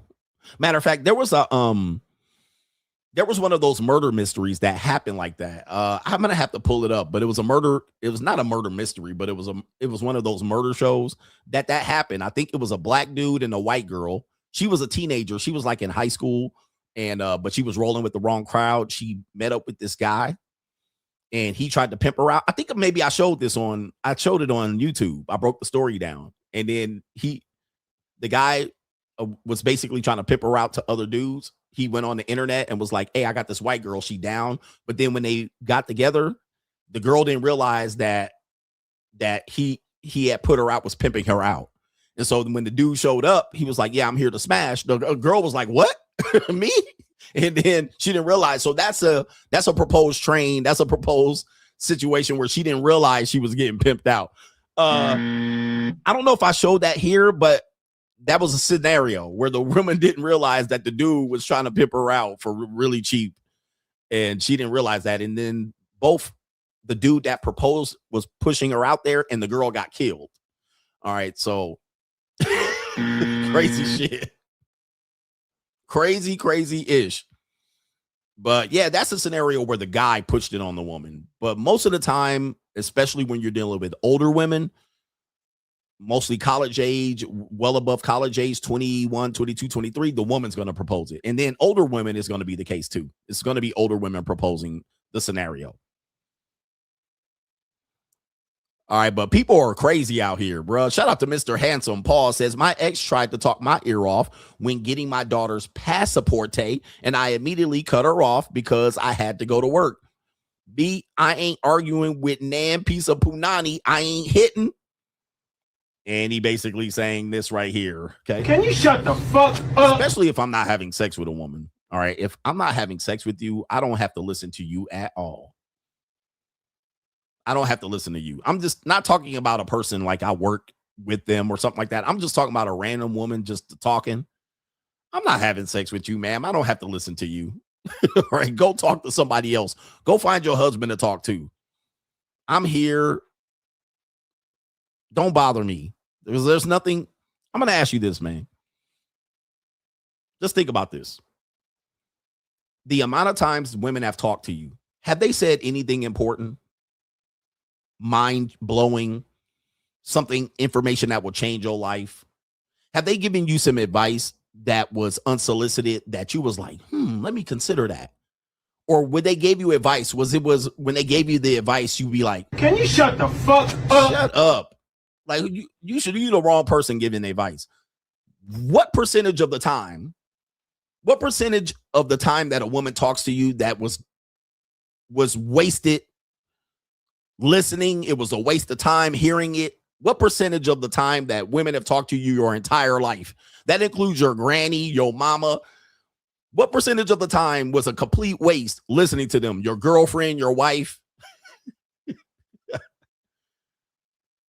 Put the percentage of the time that women have talked to you that was a complete fucking waste. Just think about it. This includes teachers, administrators, women you work with. You're like, man, be quiet. And then they start giving you advice like, oh, you need to take some vitamins and minerals. You need to take this and that. And you're like, shut up. You giving me advice and then you just overstepping. You give them a little piece of information. They're like, oh, you know what you need to do? No, shut up. You don't even have the entire story.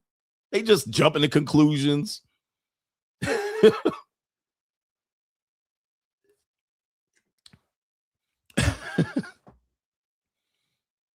When you texting them, you just like, just texting them, trying to handle the objections, work around this, trying to get them to get to where you need to be. And then just talking and sharing this. Oh my goodness. You just like, where am I even?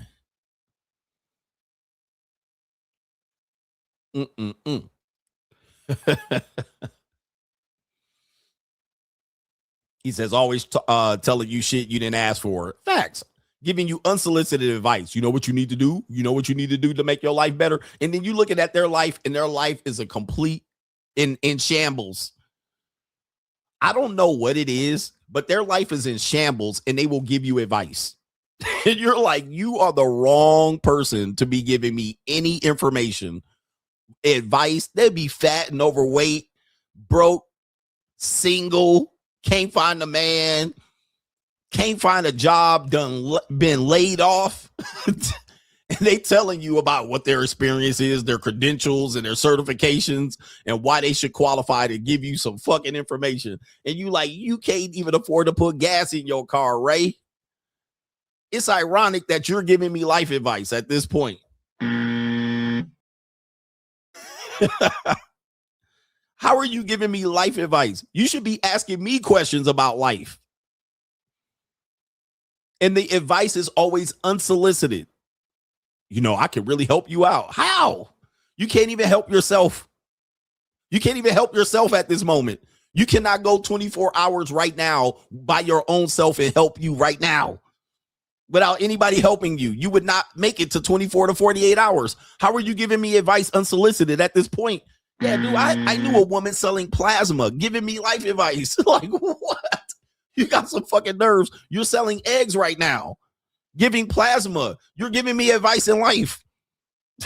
What are we doing? I'm absolutely confused and perplexed at moments where you just be like, can you shut the fuck up? Do you just like to hear yourself talk or what?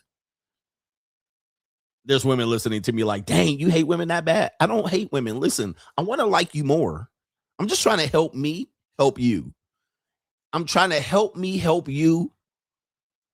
I'm trying to help you be likable instead of just fuckable.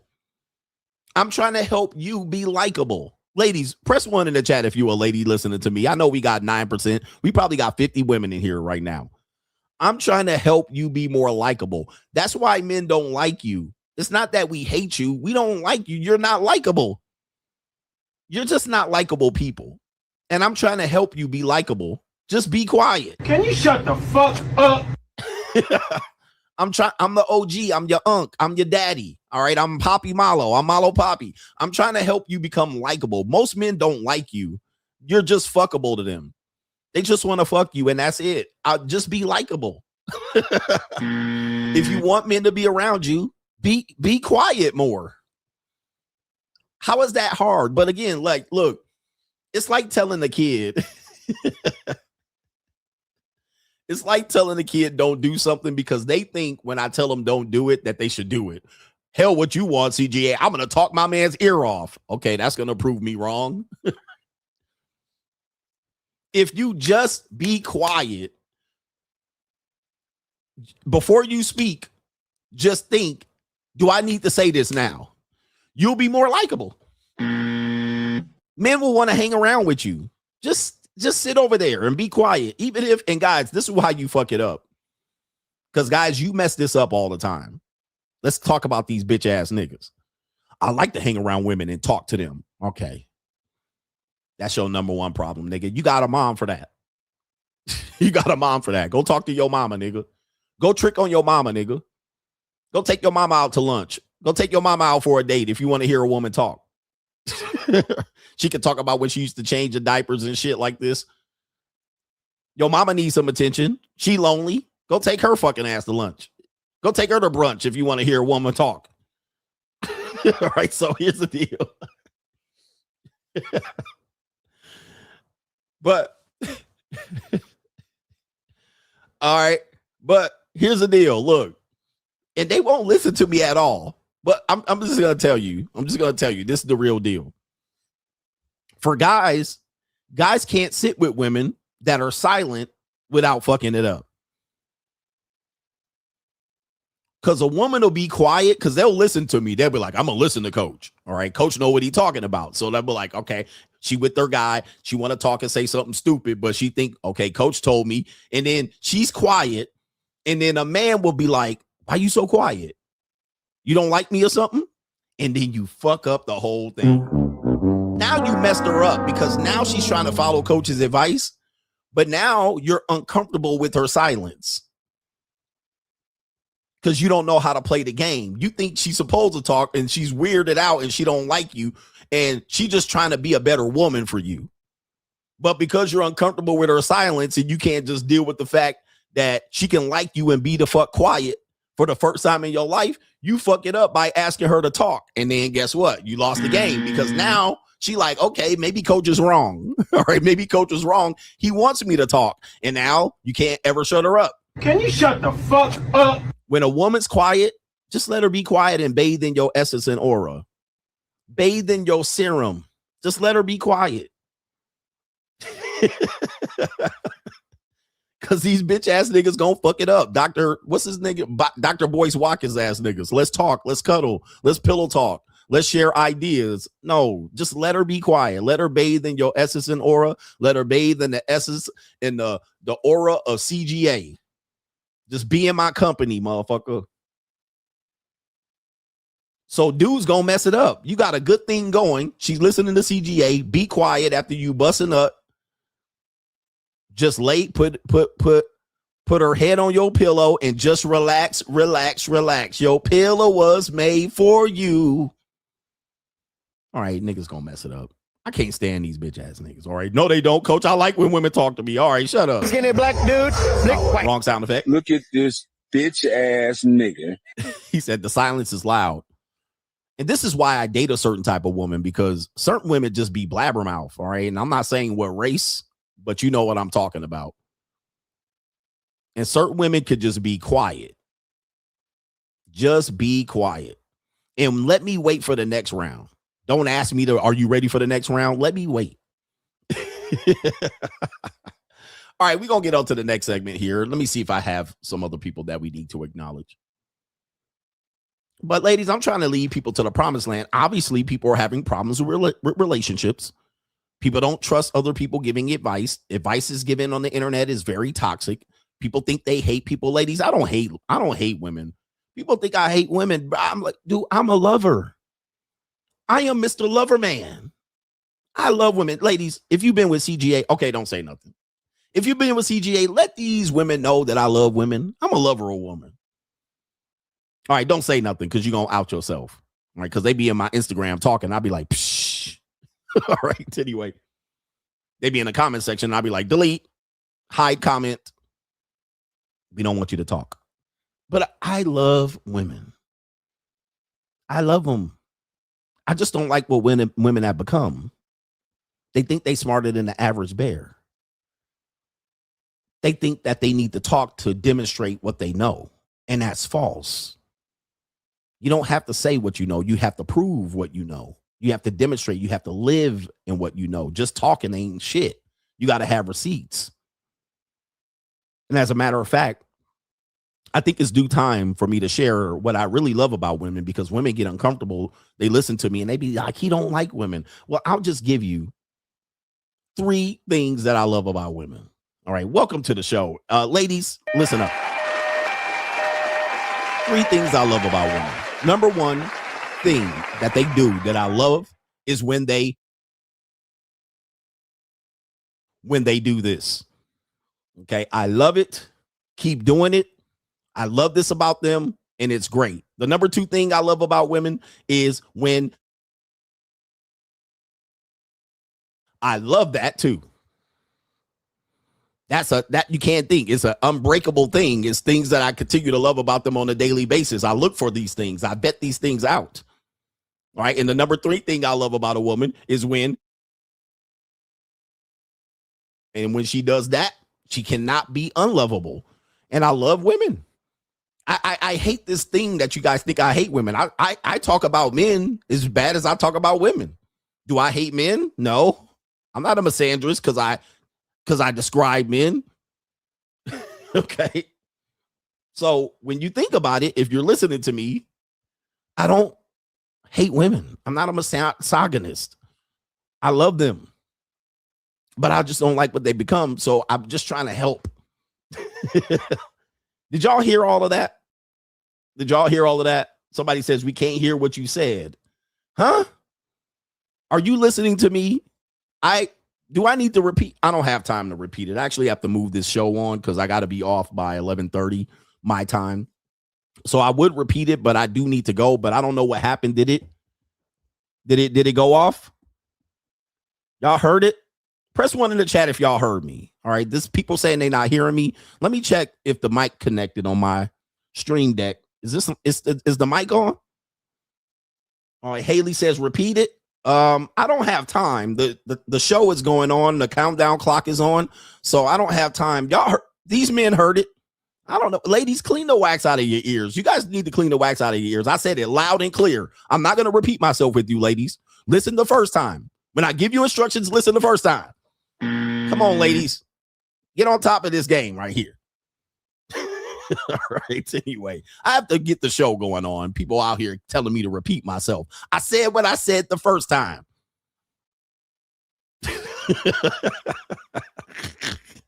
All right. So let's continue. All right. So my mouth was moving, but it was muted. Stop lying. You heard me. All right. Anyway, let's get on with the show.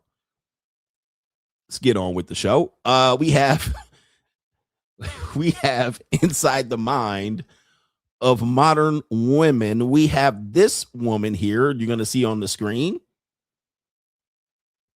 This woman you're going to see on the screen is going to talk about her dating. She's going to talk about in the month of March how many men she dated. Now, this gives you an understanding. This is what we're going to talk about, why relationship advice is toxic on the internet. Okay. And we're going to actually try to iron out why people are getting bad advice on the internet related to dating advice and relationships. So this woman's going to tell and reveal how many dates she went on in the month of March. And She's going to leave vital information out, but we'll try to close up the gap. Let's go ahead and refresh the screen on this one. It started from the beginning. How many dates she went on in the month of March? Now, before we start, how many dates have you gone on in the month of March? Go ahead and type in. When I say, well, this is the problem here. We can't determine what a date is. So this is why dating advice is toxic. But this woman's going to give us an idea of how many dates she went on in the month of March. All right, so here we go. I went on 10 dates in the month of March. It's time for my monthly dating reflection, and I'm doing March. I had 8 first dates, 2 second dates, and 0 dates beyond a second date. I had 13 FaceTime dates, and 5 of them converted to real dates. So I dated 8 unique people this month. How did I meet these people? 7 of them I met online, and 1 of them I met organically. I attended 5 different events in March. Let's talk about the quality of dates. Okay, so the 13 FaceTimes don't actually count as dates, right? 1 was a low effort date. That was the guy who I was supposed to go to dinner with, but when he picked me up, he didn't have a reservation, so I was just like, take me home. Yeah, I'm counting that as a first date, even though it did last only 10 minutes. 9 of the 10 dates were dinner dates. That's the data. Now let's get to the reflection part. Am I satisfied with the number of dates I went on? Yeah, 10. I would like to go on more second and third dates. Do I feel like I'm putting myself out there enough? I went to 5 events. I think I'm going to up that to 8. Am I satisfied with the quality of dates I go on? Yeah. Did I continue dating anyone that showed a clear non-negotiable? No, I did not, and I'm very proud of myself for that. Who am I open to continue dating as I move into April? This does not include any April dates, okay? I'm filming this April 5th. No one. There's absolutely no one I went out with in March that I want to continue dating in April. Notes for next month. What would I like to continue, adjust, or do differently moving into April? For online dates, I'm going to keep those screener FaceTimes. Love that. 2, I'm keeping the 4-day rule. I talked about this. When I go out on a date with a man, if he is not trying to schedule the next date within 4 days, done. I'm not saying we have to have another date within 4 days, but if he is not trying to be like, hey, are you free next week? Are you free next weekend? If he's not trying to do that type of planning within 4 days of our date, he's not really into me. Okay, we can stop right here. We can stop right here. All right, we see where this is going. I can't take any more. All right, I can't take any more. But let's break down what we're hearing here. And this is why we kind of get problems with dating and relationships and even getting into marriage, which they're trying to use me as the poster child of ruining it now. I'm leading you down degeneracy and debauchery. Let's clear this up. First and foremost, I'm not included in this group of men, but the majority of men are not getting 10 dates. Now, since I date a certain way, it's easier for me to get 10 dates. All right, I can get 10 dates in about 10 hours. All right, it's relatively easy for me to do, but does that qualify actually as dating? You have to ask yourself that. Most guys could not even get or afford 10 dates, let alone talk to 13 available women in a month. We have to realize that. Even the men she's dating probably can't afford to do so. So those guys are in a small percentage of men that got access to her that month. But also as a man, you're dating women. She wants a man to take her seriously. If you're taking her seriously, she's dating 13 men in that month. This is another reason why dating doesn't work, because you have women out here that could just serve themselves up as easy as pie to 13 available men. Okay, and that's in 1 month. That's how easy it is statistically for a woman to do, because, again, the easiest thing she can do is make herself available. For the man, even the men that are dating her, they have a small chance of converting her into a real relationship. Okay, so but she doesn't realize that. Why? Because she has her expectations set, because she's doing too much dating. So the next guy got to top the next guy, and she's got these expectations and standards to meet where the guys aren't meeting them. That's why she's not getting second and third dates. All right, now, the other reason she's not giving second and third dates is because she's fucking some of these guys on some of these first dates or second dates. That's why they're not coming back for date number 2, 3, and 4. Okay. She's not going to mention that. There's no way a woman's making herself available for 13 available men in a month and she didn't get no sex out of it. All right. Or she didn't make herself available sexually to any of these guys. So once they hit, they realize she's a crazy bird and they dipped, or they hit and ran, or they pumped and dumped. Okay, or she served herself up even to a sugar daddy and he smashed and was never called her again. So there's a lot of that going on, and we're not qualifying what dating is. This is why dating advice is toxic on the internet. I'm going to explain it in the main event, but I'm just setting it up. We don't know what type of dating she's actually doing and what she qualifies as a date, because she said I showed up and the guy was didn't make reservations and she dipped 10 minutes. She called that a date. Okay.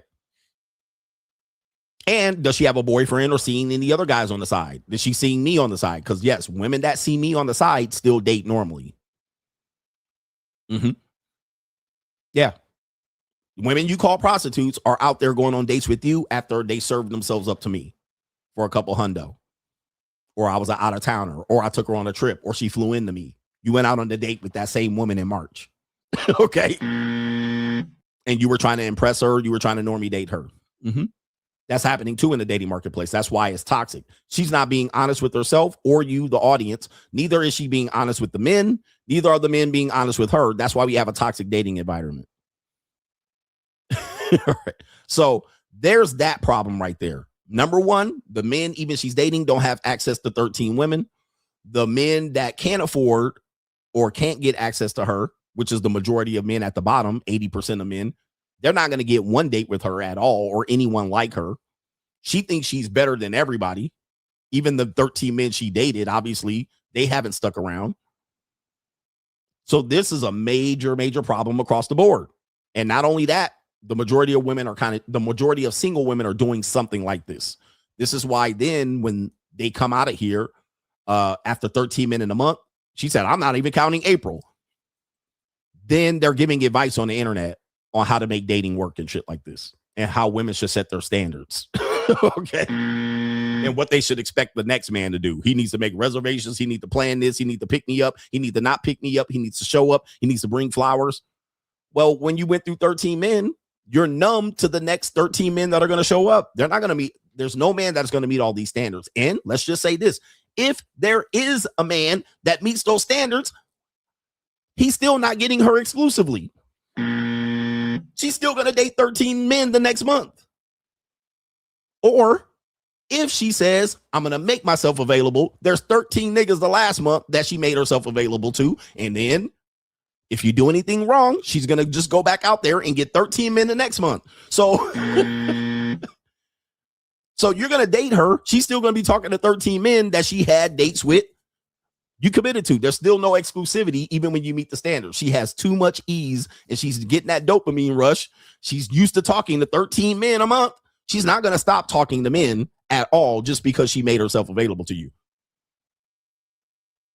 So that's where it stops. That's where it's messed up. That's where it's messed up. And men know this. So when men are not approaching no more, they're like, you're just too available.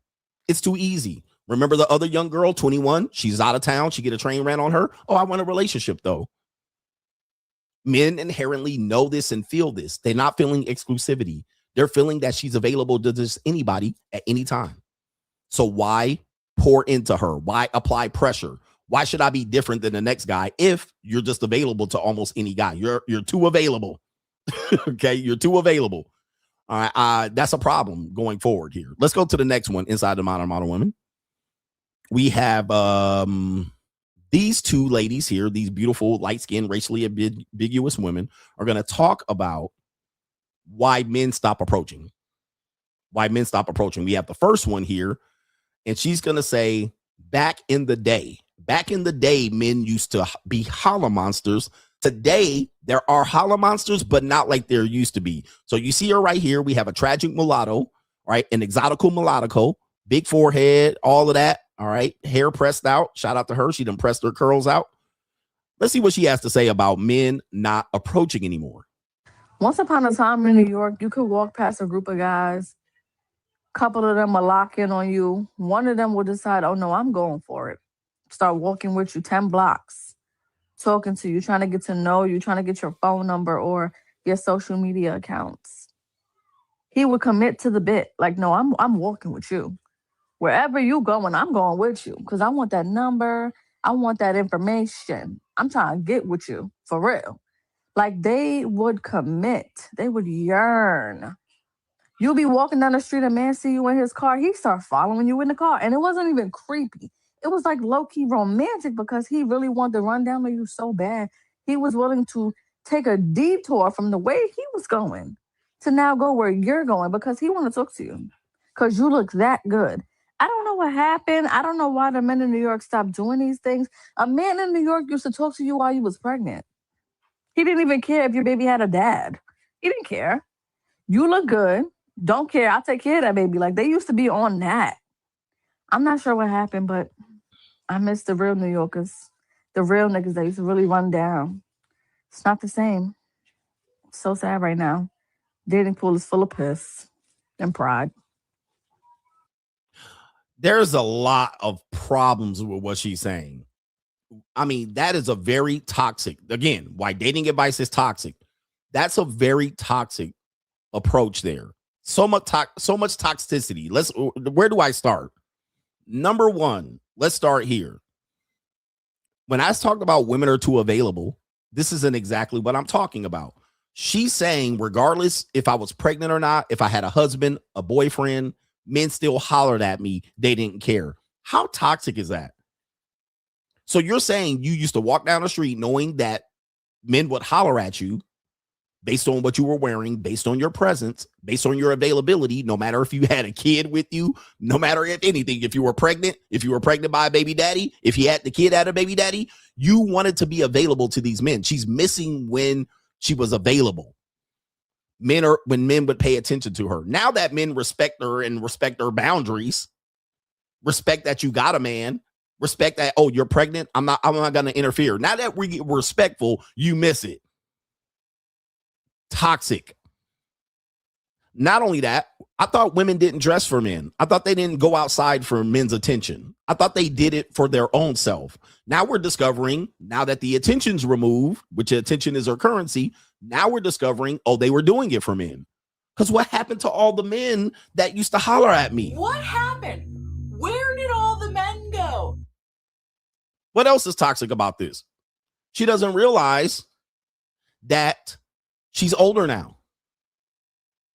That there's young hens out here.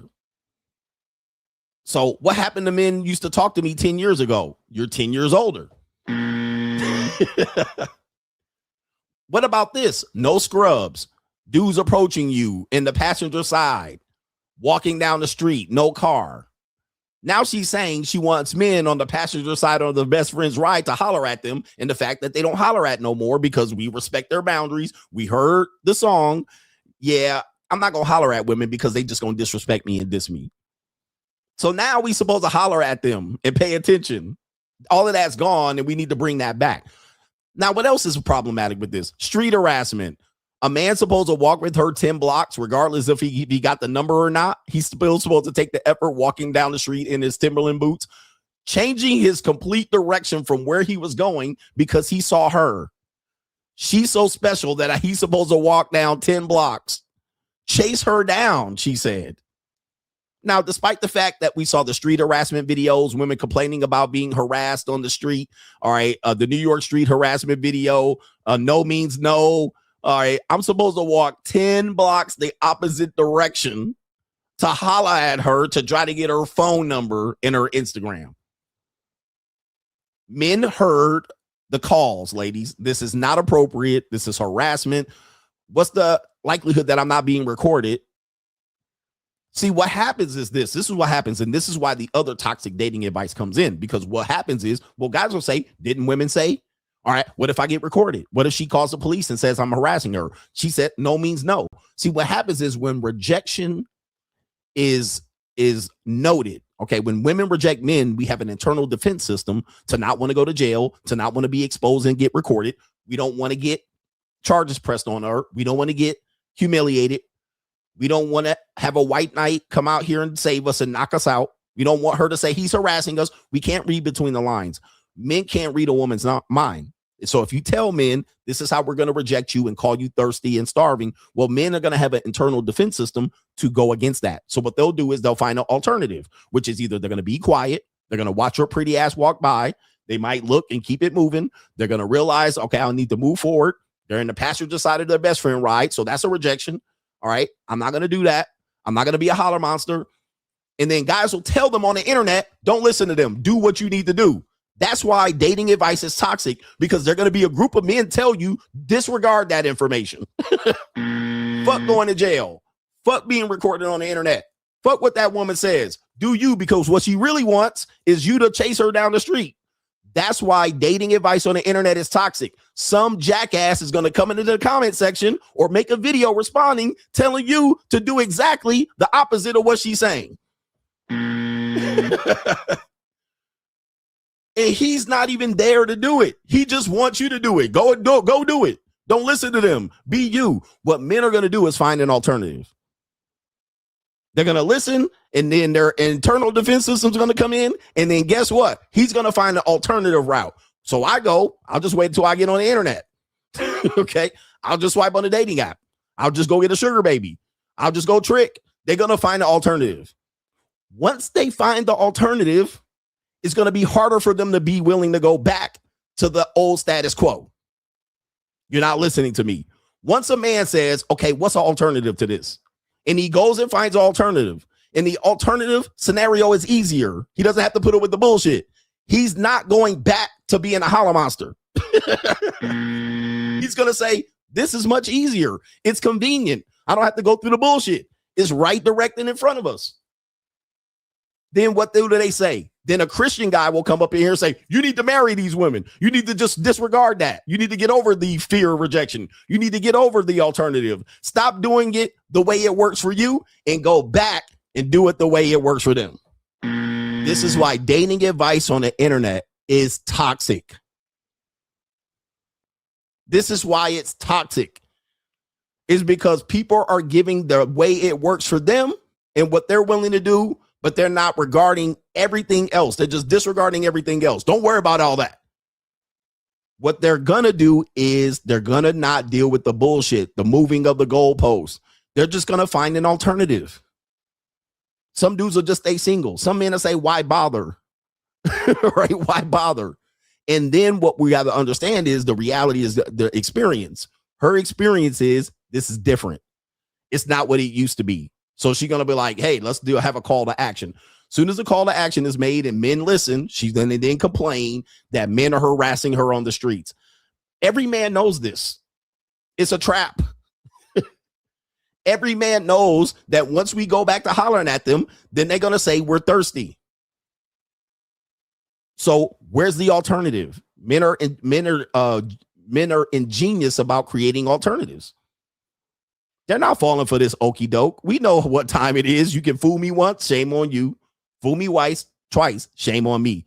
Guys, there was a time, and let me just tell you this, and I'll move on. There was a time that you had to holler. She's not bringing this part up. This is the toxic advice. There was a time where men had to holler. Why? There was no cell phones. There was no Instagram. There was no Snapchat. There was no DMs. There was no way I can find you. So if I saw you, the only time that I can see you again is if I get your information. She's hearkening back to those days. Remember the days when you left that part out? Remember the days when I couldn't find you on the internet, or I couldn't find any woman like you on the internet, or a dating app for that matter, or on the on OnlyFans. So I had to talk to you. You left that part out. The reason why men are less likely to open their fucking mouth is because I can open my app and see anyone like you, thousands of women like you, and take my fucking shot. As opposed to walking 10 blocks in the cold ass winter in Timberland boots just to holler at your goofy ass for you to tell me no. What am I going to do? All right. Alternative. You left that part out. I don't have to holler at you. Now, let's leave this part out. A man like me, I already done been with 10 women like you this month. You missed that part. They can't imagine that you've been with 10 women like them in a month. How is that possible? Well, sit down. I'll tell you a story. I've already got my balls empty by being with women like you. What makes you think I'm desperate enough to walk down the street 10 blocks to be with a woman like you? You're easily gettable today for a man that has access and resources. You're gettable. You're fuckable. You're discardable. You're wreckable. I can be with women like you at a drop of a fucking hat. I can call a woman like you up right now, and she can come over in an hour. All right. This happened to me today. I saw an Asian woman walking down the street. It had no effect on me. Why? Because I just spent 11 weeks in Asia.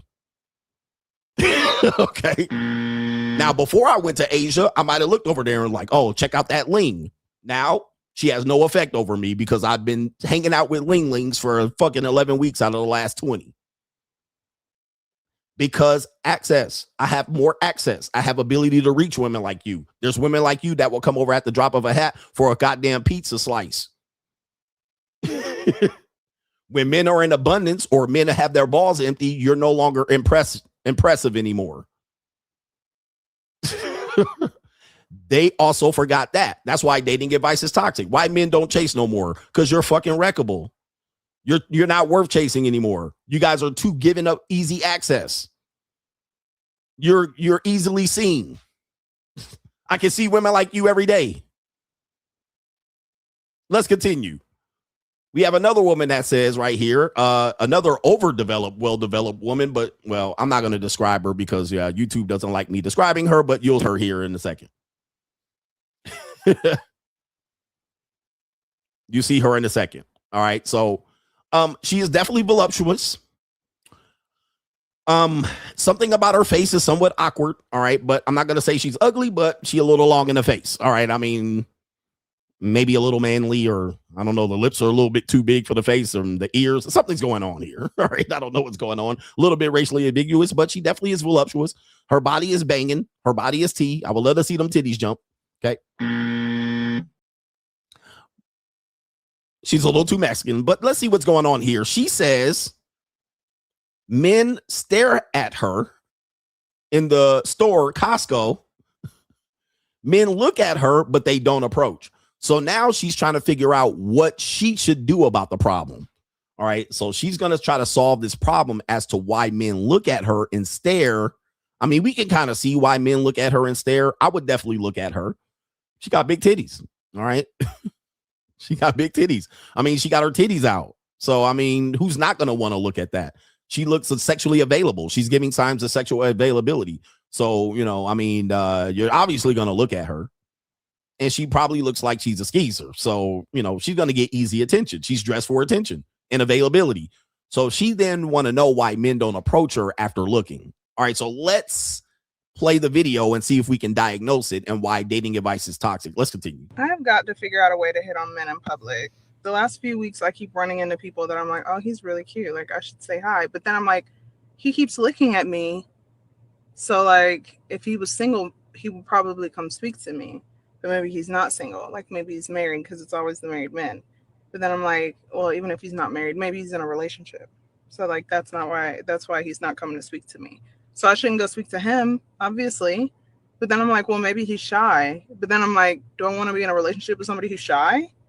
I don't know. I'm having a really hard time. I don't know what it's going to take. I don't know what it's going to take, but something's got to give. Now, gentlemen, I'm telling you that dating advice on the internet is toxic, and I'm giving you dating advice per se, but I'm giving you sociology. I'm never really giving you dating advice. I'm just telling you how people act. That's why I call myself the junior college sociologist. I study human behavior. And so when I give you correction, I'm just giving you correction based on human behavior. When I say what I'm saying, this is not dating advice. What I'm going to tell you is real. And you have to understand this. Women are in their fucking heads way more than you think. This is an example. We think women are easy. Men on the internet will tell you advice as if it's easy. Oh, it's easy. Just do this. But what I'm going to tell you is they're in their fucking heads. We just look at them and glance, and then we think all of these things. We think she's just thinking one thing. She thinking 100 fucking things. She's psyching herself out. She's scared. She's vulnerable. She's horny. She confused. She off her psych meds. She on her period. She want to cheat on her boyfriend. She broke. She probably, the gas needle is probably below the E, and you're looking at her. Plus, she's scared and horny at the same time, and her pussy's wet. You don't know what the hell's going on in her head. And men try to diagnose and give these things on how to handle objections, and she going cuckoo for Cocoa Puffs in her head. What you have to know is that's what you're dealing with. Anytime you stop and look or talk to a woman and you want to go up and holler, she going crazy in her head. She just marched down. Is the man single? Is he married? Why is he approaching? If he approaches it, he must be single. Maybe he's not, because it's always the married men. And all they did was look at her. That's all they did. They were looking at her. Now she's determining, should I approach them? What if I approach them and they're in a relationship? And we're talking about in 2 or 3 nanoseconds, this is all going through her head and processed. Maybe so there's something wrong with me. Maybe one titty's hanging lower than the other. Maybe I have a booger in my nose. Maybe I got a period stain in my pants. All right.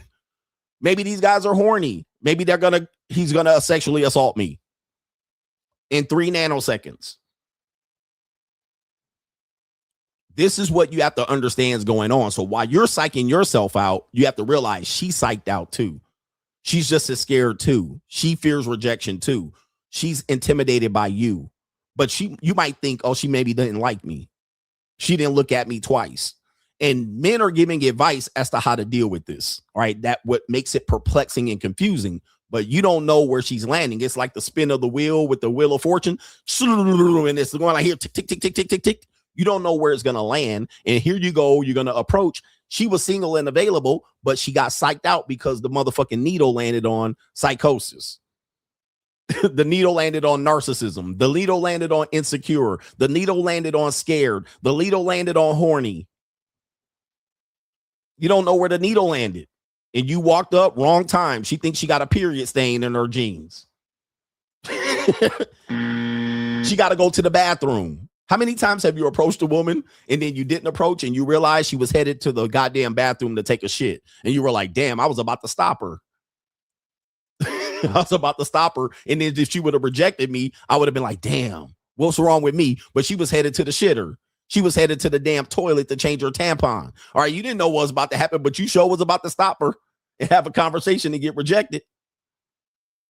And you would have processed that as rejection. But meanwhile, she just needed to change her tampon. All right. Right. And you just don't know. Sometimes you show up to a bar or a nightclub and you see the first thing and you start hollering at her. Meanwhile, she with her husband or boyfriend over here. And you didn't do no recon. You just jumped at the first woman and you like, damn, these women be tripping out here. Was she with her boyfriend now? You didn't know that. You didn't wait. This happens all the time. You in Target, you see a woman. You're like, damn, I need to holler at her. So you follow her down 2 rows, and then her boyfriend shows up with toilet paper. Hey, you like this toilet paper? Is this 2-ply or 3? And then you're like, oh, shit, damn, I would have hollered at her and her whole boyfriend's in the Target shop. Okay. So there's so much that goes on, but the internet wants to simplify it. Man, don't be scared. Just holler. There's so much shit going on. You hollering at her and her boyfriend pulls up behind you like, yeah, bro, what's up? And the internet then psyched you out and told you to holler at every woman. Don't be scared. It ain't about rejection. It's about confidence. And then the boyfriend pull up with a whole bottle of wine. Like, yeah, nigga, what you doing? So this is why dating advice is toxic on the internet, because they want to give one piece of advice that covers for all people. And that's not how it works. All right. So you have this woman even psyching herself out. What should I do? Well, lady, men are looking at, here's the thing about this. Men pretty much look at all women. All right. So women have to understand that just because a man is looking at you might not necessarily mean that they're interested in you that way. Because I look at a lot of women. Now, most of the time I'm thinking if she was sexually available, I might penetrate her. All right. Now I look less and less at regular women, because most regular women to me, I can't even imagine having sex with today. So I'm like, unless it was just laying there, maybe. But because I'm looking, men are visual. So we're going to look. And most of the time we're looking and processing. We're looking and trying to determine. We're also looking to put memories in our spank bank. So when we're sleeping with the woman that we actually are in a relationship with, I can think of you to orgasm. There's a lot of things going on here. All right. There's a lot of things going on. But just because a man's looking doesn't mean they're interested in you in that way. They may be interested in you as a predator, sexually, or just to put in the spank bank material so when they sleep with their wife, they can finish. Okay. But sometimes we're looking to actually process the scene. All right. What do we got here? What is this? Sometimes the timing is off. Like the woman walks by you, but you're in the middle of finishing up the transaction and the clerk is talking at your ass. And you like, does the clerk know that I'm trying to wrap this shit up and go talk to this woman right here? But now she didn't talk and now she 10 blocks down and now I'm trying to wrap up and get the receipt. And then the motherfucking computer ain't processing. Oh, the computer been tripping. And you're like, damn. Okay. And so the timing's off. Now you look weird. All right. She breezed by you and you could have hit her with the hey sis. But now she 3-4 aisles down. And now you're going to look creepy walking behind her, running behind her. Baby, I saw you earlier when you passed by me. When? She's like, what, 5 minutes ago? So now you look crazy as a motherfucker. How about this? You see a woman, one time you processing, you look at her, she looks at you, and you like, damn, maybe she likes me. But timing is off. She works at a store. She works at Rite Aid. You seen her at Rite Aid on Tuesday. You looked at her. She looked at you. She pulled her hair behind her ear like this, gave you some choosing signals, but timing was off. She started going back in the back stock room, and you was like, next time I come into this Rite Aid, I'm going to holler at her. So you wait till the next Tuesday because you thinking she works every Tuesday. You go run up in Rite Aid, and then you go looking at her, looking like Samuel L. Jackson. Wait for her to give you that choosing signal like she gave you on Tuesday, but she on her period. She bloated. She overthinking right now, and she thinking about her job. She done got laid off, and her gas is on empty. Her gas was full when you saw her last Tuesday. Her gas is empty, and her boyfriend just left her when she announced that she's pregnant. Now you walk up in the Rite Aid. Hey, what's up, girl? Remember last time I was in here last Tuesday? She done seen 150 niggas since last Tuesday. Okay, but now you done planned out how you gonna holler at her, and now you like, what's up, baby girl? You interested in me? Remember I was in here last Tuesday picking up Tide? She looking at your ass like stranger danger. Why? Because she landed on the needle of fear, rejection, humiliation, defeat, period. She looking at your ass like, who the fuck are you? When did you see me? I asked you for help with the laundry detergent. She's like, what? Sir, do you need anything? I got to go back and restock this room. She don't remember. She been fucked by 3 niggas since then. Since last Tuesday, she done been fucked by 3 other niggas. And here you come. Remember last Tuesday?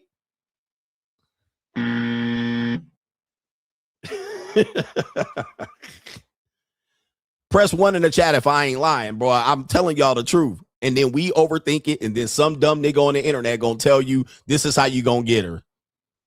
Now she think you creepy, but then she gonna jump on the internet and say men don't approach no more. I did approach you, but she was like, but I was at work.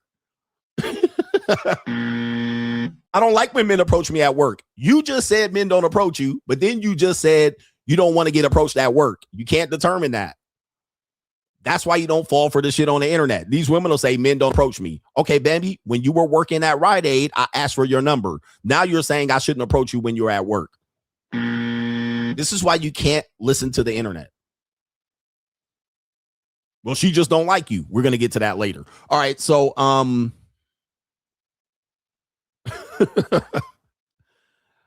we got this right here. Let's see here. Let me see here. We'll talk about this. This is important. Let's see what we got. Inside the modern woman here. This is a 4-minute video. We're not going to cover the entire video, but listen to this. Now, approaching, getting the phone number, and all of that is one thing. What you have to understand is the internet is so toxic. They just will tell you how to pick up girls, but they will leave you hanging with the rest of the relationship because most men only know how to pick up girls and get phone numbers. What I then tell you is you have to be more experienced with that when women. Most of these guys that tell you to holler and pick up and get phone numbers and Instagram DMs and how to follow, they don't know anything past that. That's their skill level. That's their skill level. And then you listen to them, but they're leaving out vital details. You actually had a guy on the internet, the king of the red pill, tell you he's only had one serious girlfriend, but he had a whole course on how to pick up bitches. Like that's the internet. That's toxicity. And when I tell you that ain't even half the battle, that's only 10% of dealing with women. That's only 10%. Hollering at them. It's vital, but that's only 10%. There's a whole new skill level that you have to have in the understanding of women once you get past that phone number part. So here's a woman that's going to tell you once you get the phone number, what she's going to do with it. And this is going to be some information. Let's hear what she got here to say here. Starting off, I would immediately take his phone number and run that shit through Fast People Search.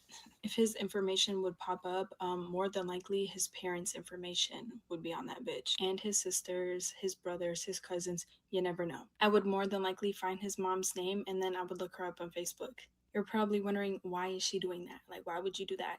I'm trying to see, number one, which political side they're on and what their religious beliefs are, if they have any. You can always tell how a man is based off of how he grew up because of his parents. And when I tell you to stay the fuck away from overly religious men and political men, best believe me, bitch, especially if they're... You get what I'm saying? Mega. Because I already ran that man's phone number through Fast People Search and I already had his fucking first name, his middle initial, and his last name, and his fucking age. Yeah, I would do a full background check on him. Okay, so here's what we got. Here's what we got. So when I tell you, I've told you about this plenty of times, any detailed information you give women, because they depend on not getting killed by a man when you introduce yourself to them, they got your information. They are about to run CIA on your ass. And then when they start treating you funny, it's based on the information they gave you. If you want them to come over to the crib, pull up, guess what they're going to do? What's your address? As soon as they give you that, you give them the address, they go into Zillow, Trulia, Redfish, Redfin. They pulling up your information. All you need is a birthday and a first name to get right into it. And then you wonder why then they start acting funny. They might still show up at the crib based on where she landed on the damn ticker wheel. But she's still showing up. I couldn't get information about you, or I got vital information about you. But you're going in thinking, oh, I'm going to just run this game, run that game, sleep with her and this and that. Let's just say you ran that game and slept with her. That ain't the end of the story. She still ran CIA ops on your ass. All right.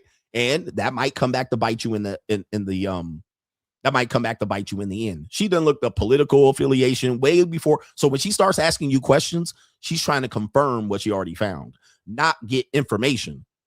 Or she's trying to fill in details where there were voids. Okay, I couldn't find this information. Let me go ahead and get it. Or she'll say, that's what I thought. But you think they coming in ignorant, coming in, I'm ready to get hit over the head and get laid and manipulated and pumped and dumped. So it's a lot more complicated than you think. And you have to understand that women are in their heads. Most of it because they don't want to get abused or killed. All right. So that's why they're doing these backgrounds. All right. These background checks. That's why they're actually trying to give information. That's why we tell you be Bruce Wayne. When I say I'm the Bruce Wayne of this, my method is to deal with a little bit of mystery, give them enough details that they can be satisfied, but not give them everything. When we tell you to date, don't give up all your life story and tell them where you work and do all of this on date number 1, 2, and 3. Just give them enough information for them to survive and deal with you. Most of the time, women could deal with you without even knowing your first and last name if she's really about you. But if she's really not about you, she needs to do all this private investigation shit, which is 99% of the time. All right. But if she's just there to get a bind fix, she really don't care about your first or last name. Or if she's just horny, she don't really care about your first and last name. But if she lands on any other part of the ticker wheel, she's going to care about those details. And this is why they have to date 13 guys in a month. That's why they have to date 13 guys in a month. Okay. And guys, we teach you over on the JUCO, CoachGregAdams.locals.com. You should be doing the exact same thing to them. Don't just assume this is a regular woman. You need to do the exact same thing to them. So we show you how to do a background check on them. Because just because a woman makes herself sexually available doesn't mean you need to have sex with her. Just because she's willing to sell herself doesn't mean you have to have sex with her. You need to do your background check too. I've done background checks on women and found all kind of shit. Some I found nothing on. Some I found a whole goddamn 35 pages of criminal records and being pulled over by the police. 35 pages. Now the print was big, but it was 35 pages. I was like, Jesus. Stuff you would have never known, but you would have put your raw dick in that woman. And let alone the psychology, but they're bringing in the psychosis. I'm on mental health meds. I got depression, anxiety, stress. These should be red ass flags. But dudes will just tell you, just get their phone number and have sex with them, then get laid, and this counts as a body. Then you deal with the aftermath. So you can't just take the toxic dating advice on the internet. It's not as simple as man meets woman, man hooks up with woman, man pumps and dumps, or man gets in relationship with woman. Same thing as the whole, date somebody that likes you. What if she crazy, nigga? Like, what if she crazy? What if she's this woman, CIA, private investigator? Well, if she likes you, that's who you should go with. That's why dating advice on the internet is toxic. The woman that likes you is cuckoo for Cocoa Puffs. Her medicine cabinet full of psychotic medication. But because she likes you, go for her. That's why dating advice on the internet is toxic.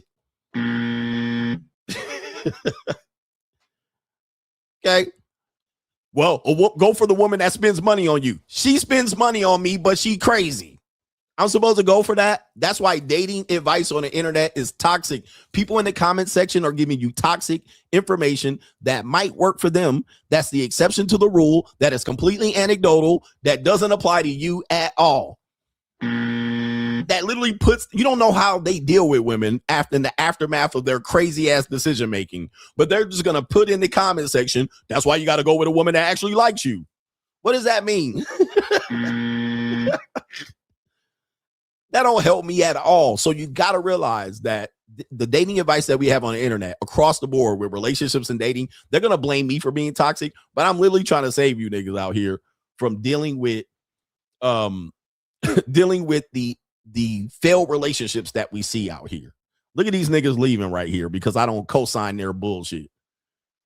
But I'm going to qualify all of this because it's important because we got the main event. I got to wrap this up. I got to bring this on home just so you can see additionally why the relationship advice is completely toxic.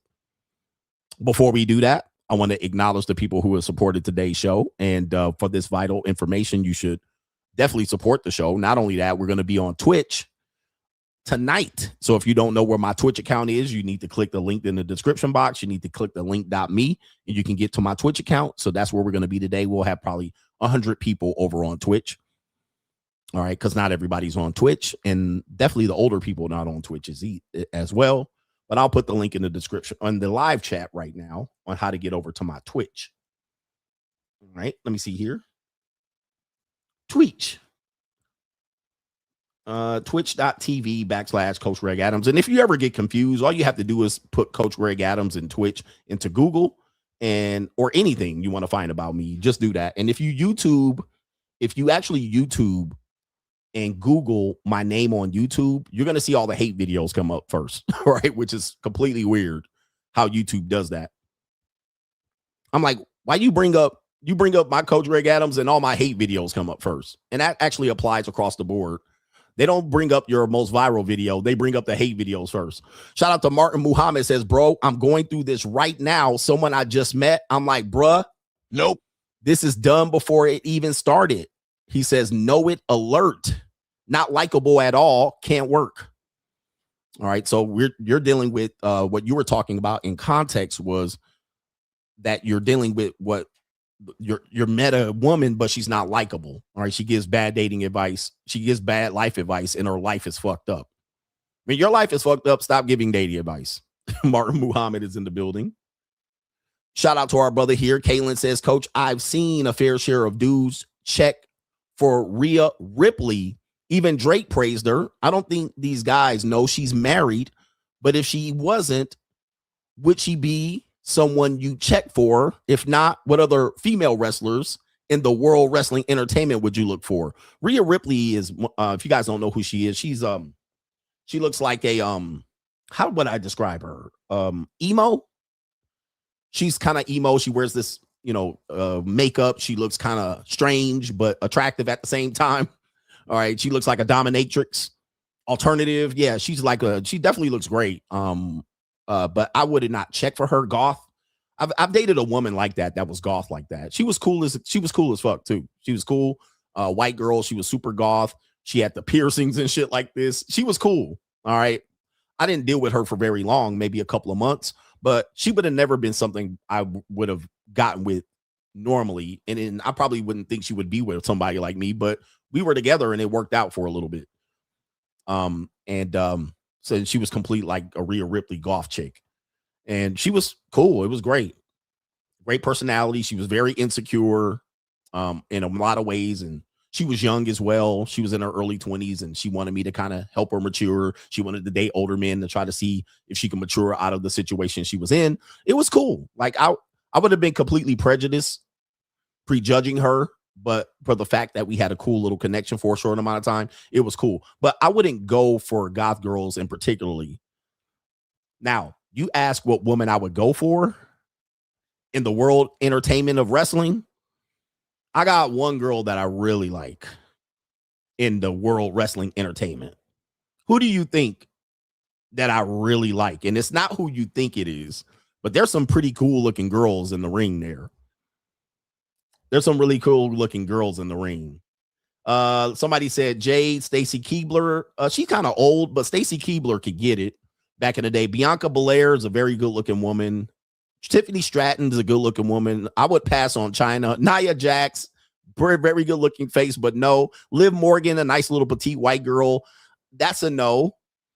Let's see here. Bianca, Roxana Perez, no. Y'all haven't named her, and it's a shame. Shame on you. Oh, we got somebody that finally got it. All right, we got somebody that finally got it. This would be my girl right here. Let's see if I get it right here. That would be my girl. It's not who you think, but that would be her. All right, if I would just got my pick, if I picked one, that's who I would pick. All right, shout out to her right there. All right, you should have known that. You should have known. You should have called. You should have saw that coming. Hello. Hello. Where we at right there? Where's my sound effects at? I don't have it. Okay. I cook, I suck, I shut the fuck up. That's what I would have picked right there. All right, that's it. You already know, man, what time I'm on. You see it on the screen right there. They call me the Lord of the Lings for a reason. Okay, let's pull her up just so you guys can see. Like I said, it's not who you think. It wouldn't have been who you think, but if you thought about it, you would know. When I see her, when I was at the WrestleMania, I was like, yes. Somebody said I don't see it. It's on the screen right there. Well, it's the name. It's not the picture. I'll pull a picture up here. I'm trying to find a good picture because she got some interesting looking pictures. I do have a good picture of her right here. There it is right there. All right. But yeah, it's not who you would think. Okay. I cook, I suck, I shut the fuck up. All right, there it is right there. So EO Sky. When I watch her, I'll be like, yes.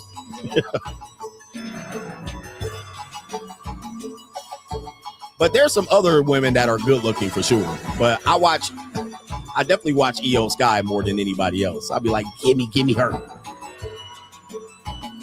All right, let's see here. Where's my sound effect? I like to get dominated. That's what I think when I watch her. All right. American people ain't kind of fuck. That's the one right there. All right, anyway. Put a little chicken fried rice, stir fried rice. All right, shrimp fried rice.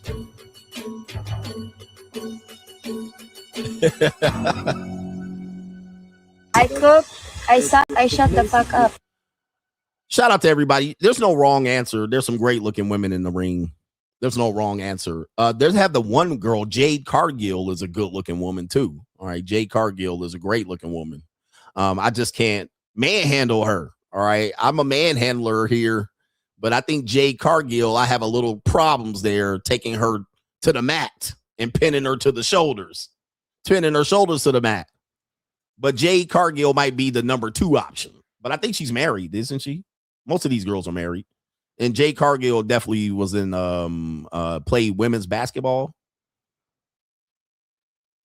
but Jade would probably be number 2. But I think that it would be a push and shove match. I would definitely have to wrestle her down. All right, that's Jade right there.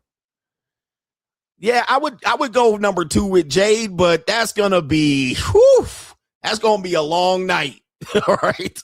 And then maybe Tiffany Stratton number 3. Both of these women are long nights, bruh. I mean, look, you know how I like to get. I'm a nasty boy. So I like to take a woman to pillar to post. I don't want to have a woman wrestling me down and shit. All right, Tiffany Stratton, maybe it'd be a number 3. Let's pull up Tiffany Stratton. I guess would be a number 3. But again, women are a little bit too woof. All right, it'll be too much. It's a little too aggressive ass women, but I would give it a shot. I'll take one down. I'll try to take one down, but shout out to Snap Tech Fix says 3 things bit gets me every time. Shout out to you, man, for the 3 things I love about women. Yeah, they definitely on some growth hormone. So maybe I'm going to have to get my weight up. Too many protein shakes too. But KT King right now is going crazy listening to us talk about these monsterly buff women. KT King, are you here? Shout out to our brother Christopher from Scottsdale. He says that mesh tank top you sport is fire. Your bald head, sexy ass niggy. Pause. Love you, man. You put me onto the JUCO 6 years ago, and I'm living a dream in Scottsdale, Arizona. That is a sponsorship. Let's get it right here. Shout out to you in Scottsdale. I'm rich, bitch. The JUCO is supreme in Scottsdale, Arizona. If you're in Scottsdale, Orange County, you're in Phoenix, you're in Las Vegas, you're in Miami, somewhat New York, you're going to need to be at the JUCO. All right. Now, if you're in Birmingham, somewhere out of there, and you can get away with not being at it and do decent. But if you want to skip the line and go right to the front and you're in Scottsdale, you're going to have to be Los Angeles. You're in Los Angeles, downtown LA. You're going to need to be at the fucking JUCO, bro. Like you're going to be out here missing. You're going to be out here shooting blanks. You're going to be frustrated because those women going to be at the JUCO. Those women are going to be monetized. There ain't no way you getting good looking women. And you better be young as a motherfucker, 21. But once you hit like 23, 24, certainly after 30. Okay. You're going to have to be at the JUCO, bro. Just you're wasting your time. You're wasting your time if you're not. You're basically going to be shooting blanks, shooting air balls, missing, because those girls are monetized. Anyway, shout out to y'all, bro. It's going to be bad news for you. But like if you're in the middle, maybe Portland, Oregon, you could get away with not being at the JUCO. You're in Cheyenne, Wyoming, Missoula, Montana. You're in Cheney, Washington. You're in Rock Springs, Wyoming. You're in Grand Junction, Colorado. Okay. Let's see here. You're outside of you're in Southside Chicago. You're in Milwaukee, Paducah, Kentucky. You're in Louisville, Paducah, Kentucky. You can get away with not being at the JUCO. You can still go out there and try to normie date, and you might get some fat bitches, and you might end up with some. You're in Charlotte, North Carolina. You can get away with no JUCO. You could go out there and actually try to normie date and frustrate yourself here and there, and you'll have a couple of come ups here and there, and it might feel like you might have a system. You might have a system and it might work partially and you might be frustrated a little bit. You in Des Moines, Iowa, Boise, Idaho. Yeah, you can still kind of normie date and shit. But you in Houston, Texas, forget it, bro. Forget it. Remember I showed you that woman, that dude that had that woman and said she's the finest thing in Houston? That's what you're going to get. You can do decent in Houston. That's what you're going to end up with. All right, but you in Fresno, California, you can just get away with that shit. Not in Houston. Dallas, certainly you're going to have some struggles.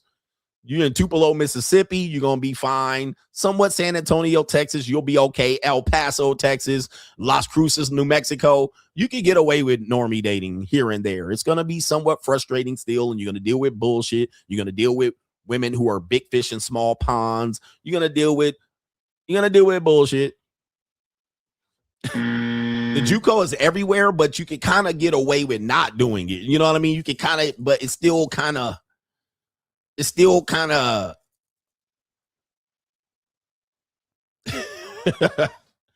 But if you're in a major metropolis, Phoenix, Scottsdale, Los Angeles, New York, Dallas, Miami, what do you call it? Orange County, San Diego, you're going to need to be at the JUCO, or you're going to be hogging. You're going to be hogging.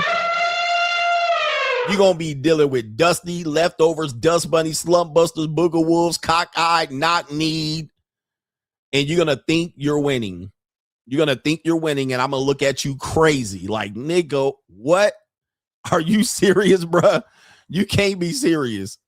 All right, you are not winning. All right, you're going to be out here trying to impress me with this. This is what you're going to be doing right here. All right, you're going to be with this and be like, man, that ass. So you're going to be this nigga. Oh, that's bad. Oh, I didn't think about that one. This is what you're going to be doing. I mean, you're going to get away with this outside in Milwaukee. Okay. Philadelphia. Philadelphia. You're going to be doing this and you're going to be like, coach, it's fine out here. I'm doing good. But if you're in the real Scottsdale, Arizona, forget it, brother, bro. Get yourself a ticket to the front of the line and you're going to score. It's going to be a layup drill. It's going to be a layup drill. It's going to be the easiest one. But if you go out there normie dating in Scottsdale, forget it. You better be Chad and Chad. Dude. All right. You better be Chad and Tyrone, or you're going to be out here cooked. I did have another video that I wanted to show you here based on kind of this manipulation that women do here. Where dudes try to simplify dating advice and give you dating advice, and they'll say, well, I'm broke, I'm poor, I have this, and I'm winning. And I basically try to sum up the fact that just because you're like that and getting access to women doesn't mean you're winning, doesn't mean that the woman actually likes you. Remember, I always been saying women don't like men. Women don't actually like men. There's something about you that she likes, but she doesn't like you. All right. They're incapable of liking you. She likes something about you. She likes the way you make her feel. But let me break this down because this is the typical type of woman, strag, if you will. This woman is to sum this up and give you an indicator of what I'm talking about. Listen to what she says. There's some music on the background, so I can't help that. She's got a butterfly tattoo on her neck, typical strag. Listen to what she says right here about the type of men that she goes for.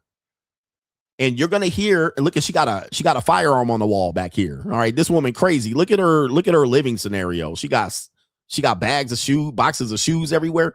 Listen to what she says about the typical guy, the pookie that says, well, she likes me. Listen to what she says. When a nigga, like, I find out like a nigga came from a broken home, his mama abandoned him, I be like, yeah, I know exactly what to do with this type of nigga.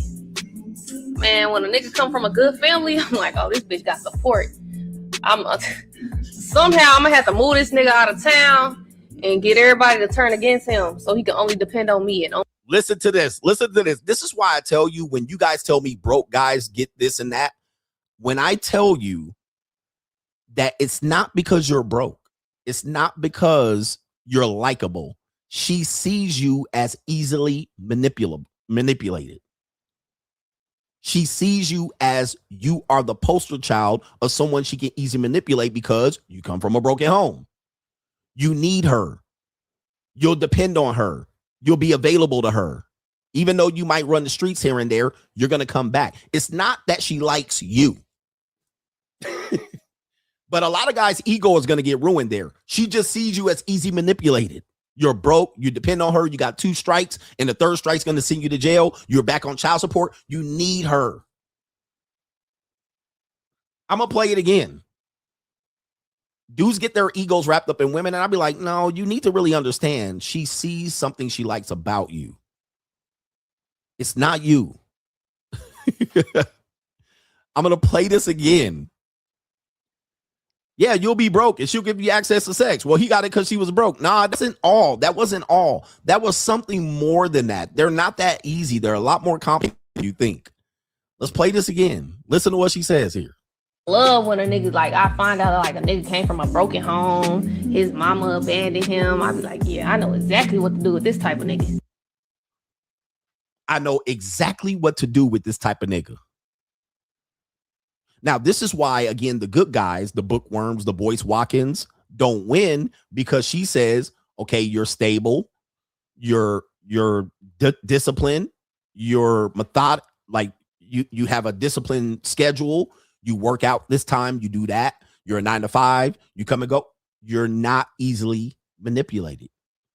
She doesn't know what to do with you. It's not that she don't like you. It's not that you're a good guy and she don't like good guys. You're just not easily manipulated. She doesn't know what to do with you. She doesn't have experience with you. Or when she tries to, she's tried to deal with guys that are regular Joes, average, and it's nothing there. You got a mom, you got a stable household, 2-parent household. She can't do nothing with you. She can't get you to move away and give that up and then just depend on her. You guys got to know it's a lot more complicated than you think. I don't think women like you. And I don't think women like men. And I don't think men like women, even to the point where you hear what women describe, when you hear what men describe what they want in a woman, it has nothing to do with him liking her. It is more to do with what she gives. Access to pussy, easy access, free labor, chores, easy access to poon. And if you realize this, if you think women actually like men, well, describe to me why 98% of men they're repelled by. Only when they find a way to get whatever they want to get from you do they associate.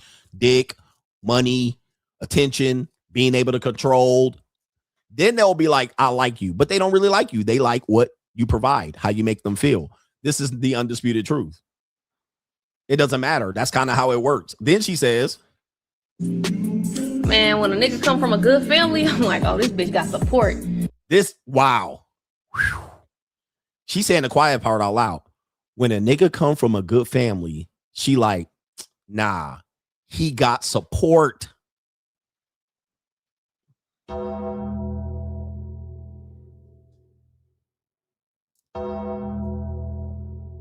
And people gonna argue with me about this. I'm not trying to ruin your day, gentlemen. I'm not trying to take away your ego.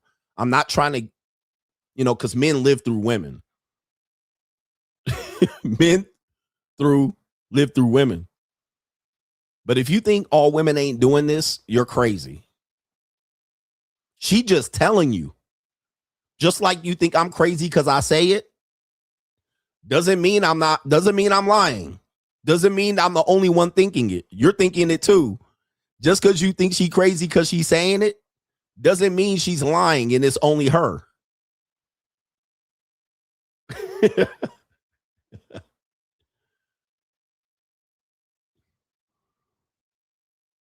When I tell you it's toxic out here, it's toxic. So you better believe her, and you better believe every woman is thinking this. Don't just think she's the only one doing this. Trust me, all women are looking to angle. They're looking for an angle, an anchor. They're looking for something there to angle. They're looking for an angle. Okay. Every single time. It's a gimmick. You better wake up. All right, let me do this. Better wake up. And this doesn't mean you can't have good experiences with them, but you better wake up. Women are not that simple as they just like you. It's not that simple. Okay. It is not that simple, bro. There's a very long process that she goes to. By the time she warms up to you, she done some recon. They've been warning you about this. They call women succubus. They tried to warn you, but you niggas don't listen. I watched you. You got a girl watching you and got played. How I'm back. Okay, you said right here. I watched you, got a girl, stopped watching you and got played. Now I'm back. Hey, man, we welcome you back with open arms. Okay. Welcome back, Sean Daniels. Press 1 in the chat if this has happened to you, gentlemen. You all going to experience this watching me. That's why I have to be here, whether you watching me or not. I have to be here because there are men that are going to not listen to me. They're going to unsubscribe and they're going to go back out in the world and they're going to get their head fucking smashed in, and you will be back and I will welcome you back with open arms. Come on back. It happens, whether it happens in a year, 2 months, a week, 5 years, I'm going to be here. Welcome on back. You're not the only one. And just because you get played doesn't mean something's wrong with you out here. Shout out to Brandon, says tuition coach. Salute to the GOAT, Lord Lincoln. That's a co-sponsorship. Shout out to you. I'm rich, Shout out to you. He said, I never unsubscribed. Yeah, you didn't, but some dudes do. And they'll be like, I unsubscribed from him. I couldn't take it no more. And then they forget. And then they go, damn. All right, then they got to resubscribe. That's why my numbers don't go up, because niggas be leaving. I'm like, this dude's too lethal. But welcome back. Appreciate you for being here. We all get played because we really, our ego is wrapped up in women. For some reason, we don't understand that men live through women. Our entire existence, and it's hard for us to really admit this, is through women. Let me give you an example. This is me teaching. Guys will say I'm tricking because I take a woman to a boxing match. Because I take a woman to a vacation. Now, I call this twin mattress activities. Why would you think I'm tricking because I took a woman +1 to an event? Because you live your life through women. You think when a man's doing something, they're doing it for the woman. You think I went to the event because I wanted to take the woman to impress them. No, I was going to the event because I live a fucking life outside of women. I just included her in the activity. That's two different things. I wasn't trying to impress her. See, when you do things, men don't treat themselves well. They only treat themselves better when a woman's involved. But I don't do that. I live my life for me, and I can include women. You do only good things for yourself when women are involved. That's two different things. That's not tricking. So it's tricking when you do it because you do it to impress the woman. I did it because I enjoy the event and I want access to the event and I treat myself well and I included a woman.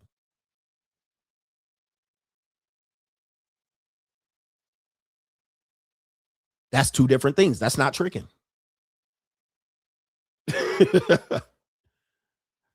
I want the woman as an accessory, arm candy, to enjoy the event with her. I didn't take her. I didn't go to the event to impress her and get her to feel better about me. See, that's because men live their lives through women. So what men do, they'll sit on their twin mattress and wait for a woman to come in their life, and then they'll start doing things they've never been doing just to keep the woman in their life. That's because you live your life through women. And you find that when men are out here living their lives and doing shit, and there's a woman included, you think he's doing it for her, and he's not. He's doing it for himself. He treats himself well. And a woman could be an accessory in addition to that.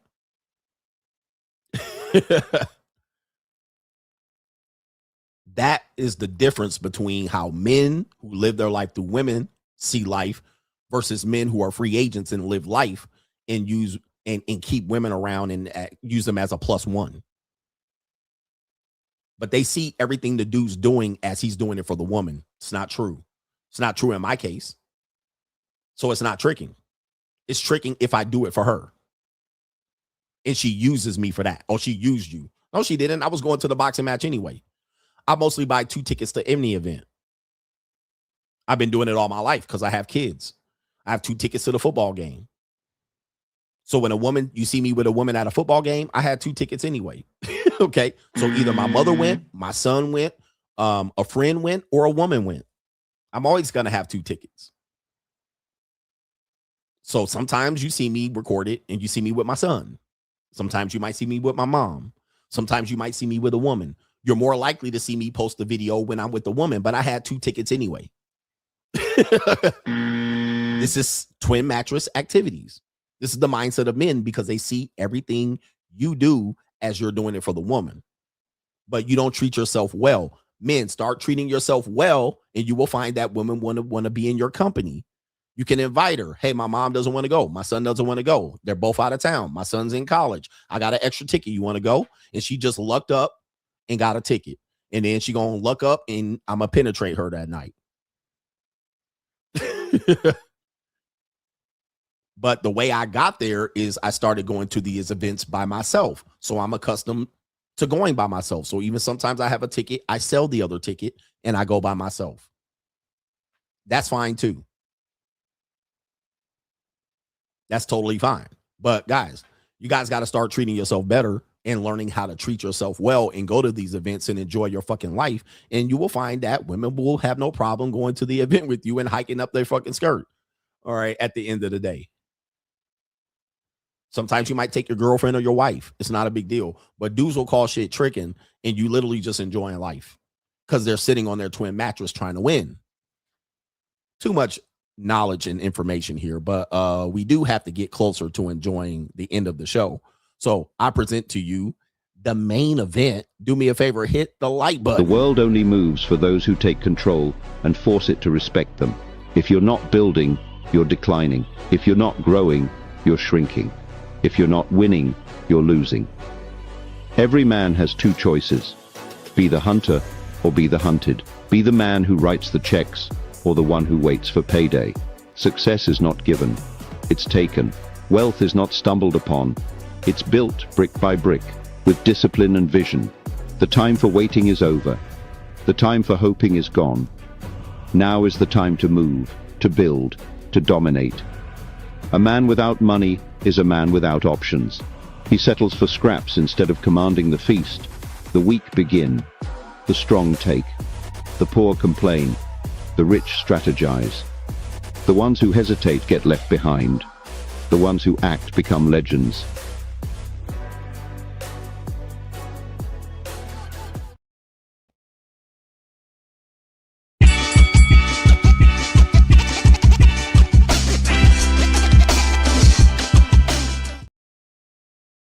Let's go. Ecclesiastically, the main event. All right. Why dating advice, all dating advice on the internet is toxic. Money Mindset, patreon.com/Coach Greg Adams. All right. Here's the thing. When you hear dating advice, you're going to hear, when you hear somebody on the internet, I have a problem with dating. I'm frustrated with dating. These women want this. These men want that. What you will have is a bunch of idiots in the comment section giving dating advice. Or if you see a guy living the free agent lifestyle, some idiot Christian is going to come over there and give me marital advice, but don't know the situation about my previous marriage. All right. They're just going to make an assumption about you. When you see broke niggas, they're going to look at me and say I'm tricking. And this advice is going to be jumbled up all into one place. But here's the reason why it's toxic. And I'm going to explain it, and I'm going to use my banners below. So when I bring something up, I'm going to use the banners below. So you need to pay attention to the banners below. But before we do that, we're going to actually show you a video, and this is a video with no music. I'm going to play this video about past dating, how couples met in the past. I played this before. This is from 1930 to 2024. What you're going to see is this graph move based on how people meet or met in yesteryear versus how they met today. Now, the beginning is going to show you how people met in 1930. All right, this is before World War II. This is somewhere towards the Great Depression. You see that family and school and friends are the primary way that people meet. In 1930s, with neighbors in church, the primary ways. This is social circle. All right, I call that social circle. Then when you go back down, you're talking about outside of your social circle, but still somewhere relatively close. But you're talking about outsides, bars and restaurants, clubs, nightclubs, strip clubs and shit like that. Then you got college, but people didn't all go to college, co-workers and shit like that. Then you have online. So let's go ahead and play this video all the way through, and you're going to see how things change over the years. All right, how people meet. And this is going to really determine, when people give dating advice, how different the advice they're giving you applies to a different situation. Okay, so as you can see, we're now in the 60s where bars and restaurants have jumped up to number 3. Neighbors, college, and church has fallen deeply below. So when you have an ecclesiastical Christian come over here and tell you how to meet women and they tell you to go to church, as you can see, it's not a very dependable thing for people to meet in church these days. Okay. Bars and restaurants. You're going to hear people say, go to bars, restaurants, nightclubs, and shit like that. All right. Go outside, go touch grass. Well, look at outside. Touch grass has gone from low to high. All right. We're going to explain this. All right. Okay. Going forward here, you're going into the 1980s. This is when I'm here, a young kid there. Co-workers was way at the bottom. Now, because women work, now it's more common for people to meet as co-workers. All right. Still social circle, but you got bars and restaurants. Then family is taking an L. So it's school and college, neighbors and church. Okay. Okay. Now online starts to be possible. So now you're going to step. Now that's going to be crazy. So you're in the 1990s, going into the 2000s. Take a look at this. All right. Look at that. Okay. Bars and restaurants decline. People start to become more comfortable meeting people online, but social circles still reign supreme. Okay. Now bars and nightclubs start to go down because there's still options. There's options. People adapt, and now they're saying, hey, let's just go online. Look at where church is, all the way at the fucking bottom. So I don't want to hear anybody tell you go to church. Okay. Ecclesiastical church is fucking dead in the water. Nobody wants to meet their person at church. Reformed skeezers, why you can't meet a man at church. Take a look. Okay. Here we go right here. And online now takes the lead by 2012 because, yes, 2012, 2013, you have the onset of dating apps, Tinder, Bumble, and all of these apps. So now online takes control. Guess what happens? Friends, social circle starts to decline. Co-workers are still a thing, but they're declining because sexual harassment, you can't date at work, human resources, and so forth and so on. But now take a look here. We're in the 2020. Ring the bell. All right. So when people say you're going to meet your person outside, really? Is that true? Is that true? Not so much. But we're going to clear this up because you got to brace yourself in here. You got to bring this up. We're in COVID now. Take a look.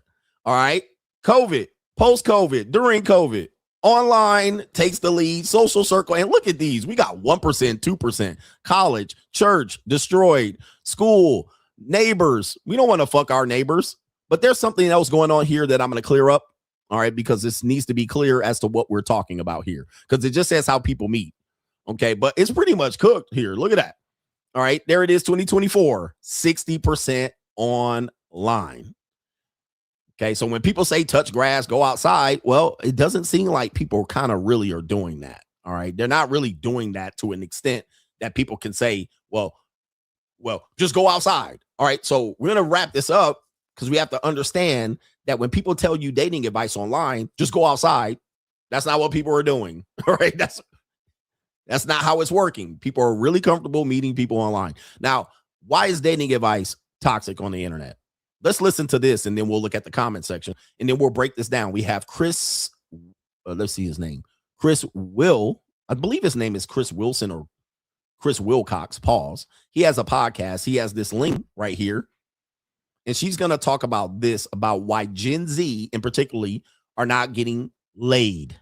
They're not having sex. 1 in 3 men and 1 in 5 women have not had sex in the past 12 months, which is a large number of people. Is people having less sex a big deal? It is a big deal, especially considering that it is young men who are typically in their prime and at the peak of their sexual drive. So not only is it, I think, quite frustrating for them, but also when you're in a situation like that where you're struggling, and it's not just about the sex, it's also about the connection and the emotional intimacy and the larger feeling of connectedness and community. So Sextinction is very much about the sex recession and the fact that young people, millennials and Gen Z in particular, are having less sex than previous generations. 1 in 3 men and 1 in 5 women have not had sex in the past 12 months.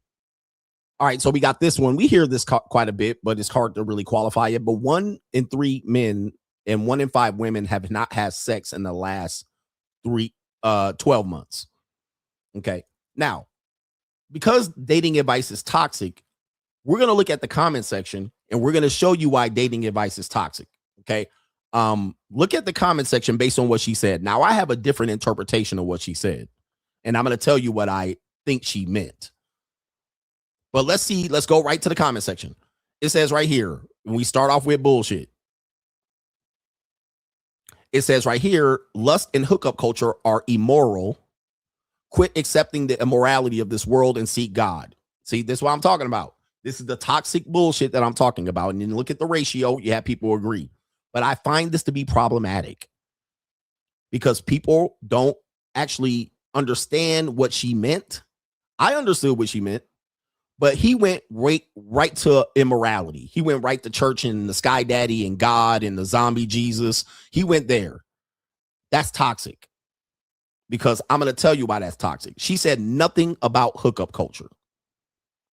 What I interpreted is this. Let me see here. Because the next comment, waiting for my husband. Let's look at the screen. She's waiting for her husband.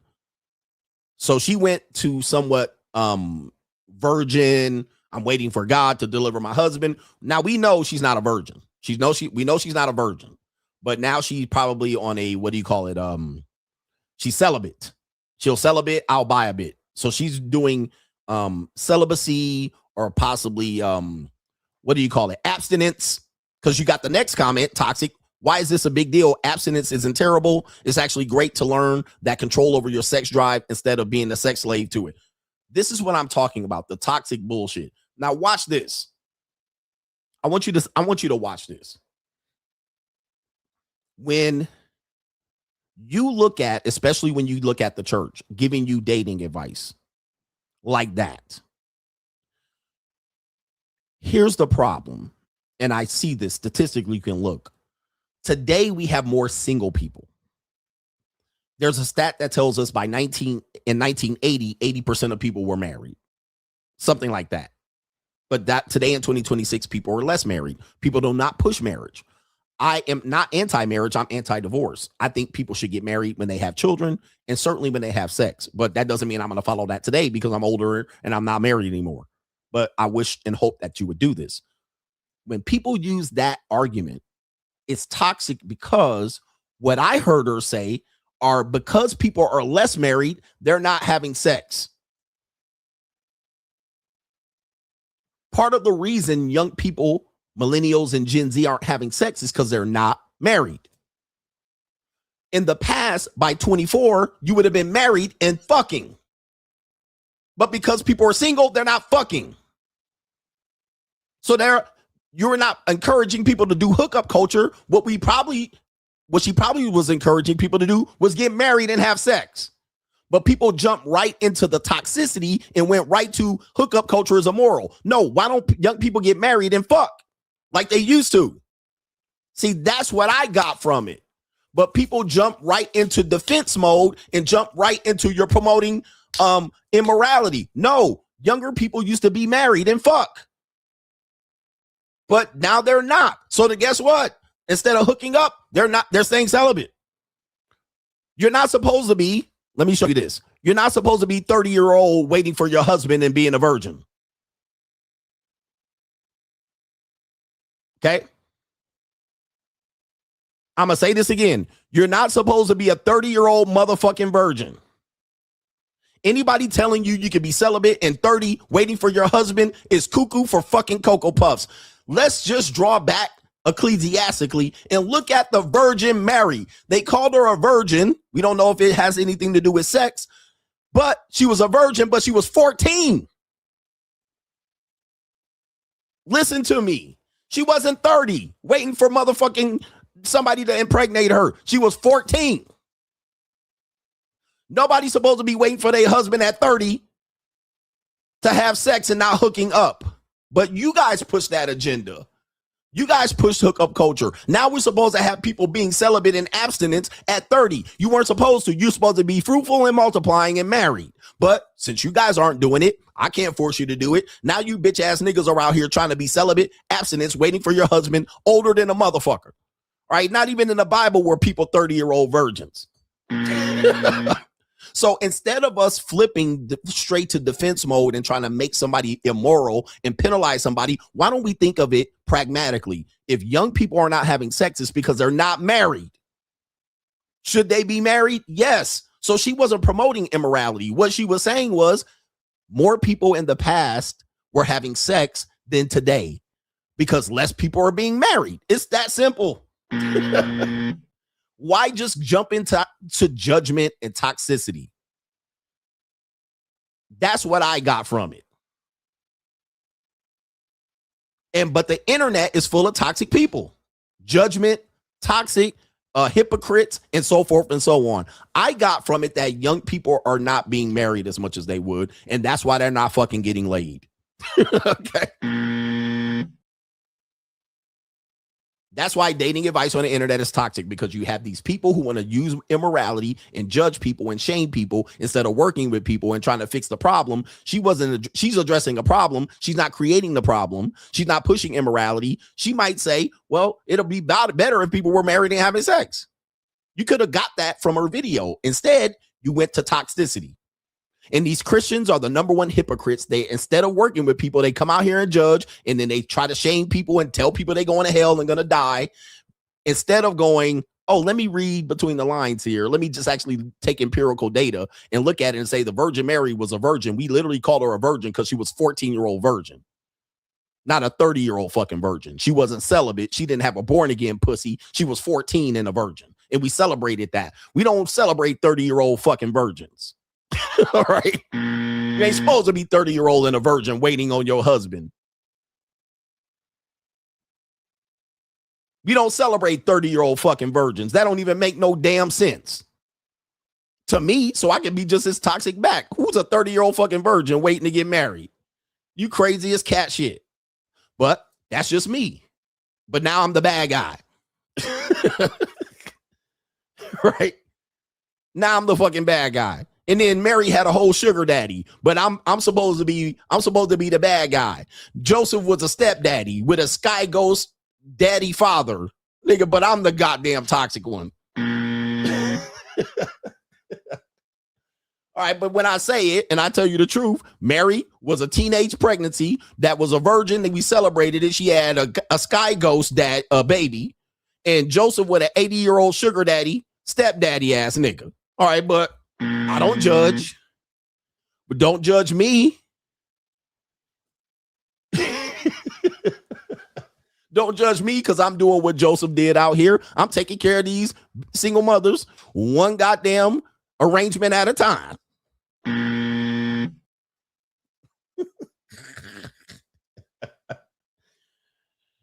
But I'm toxic. I need to go to hell. I need to die. Don't blame me for tearing this shit down. I'm just a man trying to live his reality out here. I'm trying to live by the holy scriptures. But here's why, again, the dating is toxic. If I say date, people have different definitions of dating. So if I jump on the internet and I'm an incel and I say, you know what? I can't afford to date. It's hard to get women to respect me when I date them. They just want to use me for dinner dates and blah, blah, blah. What you're going to hear is somebody jump on the comment section and say, well, dating is easy for me because I never have to spend money on women. They spend money on me. So you're going to hear this, which I call anecdotal information. It's completely toxic. And it's basically the exception to the rule being argument. Okay, listen, you have problems. You represent primarily most of men's experience. Not me, though. Not me. Because I never have to pay. They spend money on me. They actually like me. But what they're also saying is they're participating in not dating. What they're describing is hookup culture. They're describing casual sex. So I just came up on the internet, pause, and addressed a dating issue. He fought back with casual hookup sex as a solution. Completely toxic. It's a mismatch.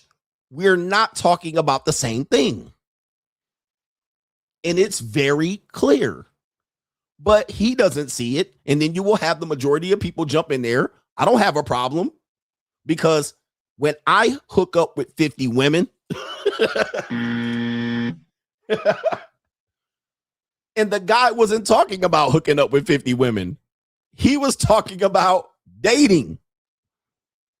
The reason why dating advice is toxic is because when person hears dating, they fight back with something completely different. He's talking about hooking up. I'm talking about dating. Let's go to the next part. Let's go to the next part. Why dating advice is toxic.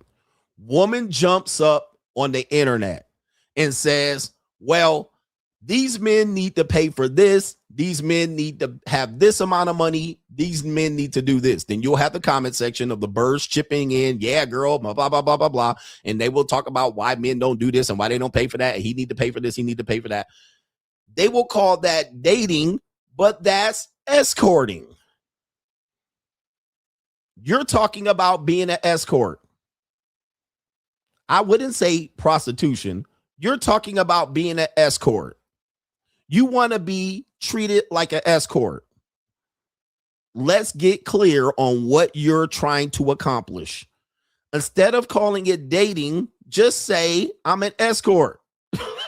Okay. And I want the escort experience in exchange for the girlfriend experience. I'm going to give you the girlfriend experience.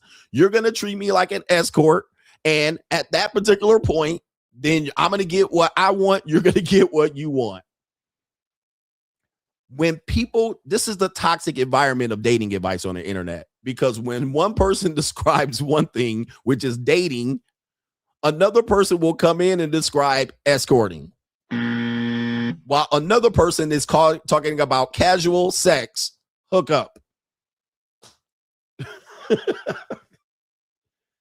Every now and then somebody will get it and say, well, guys, you want a woman to put out on the first date while doing casual sex.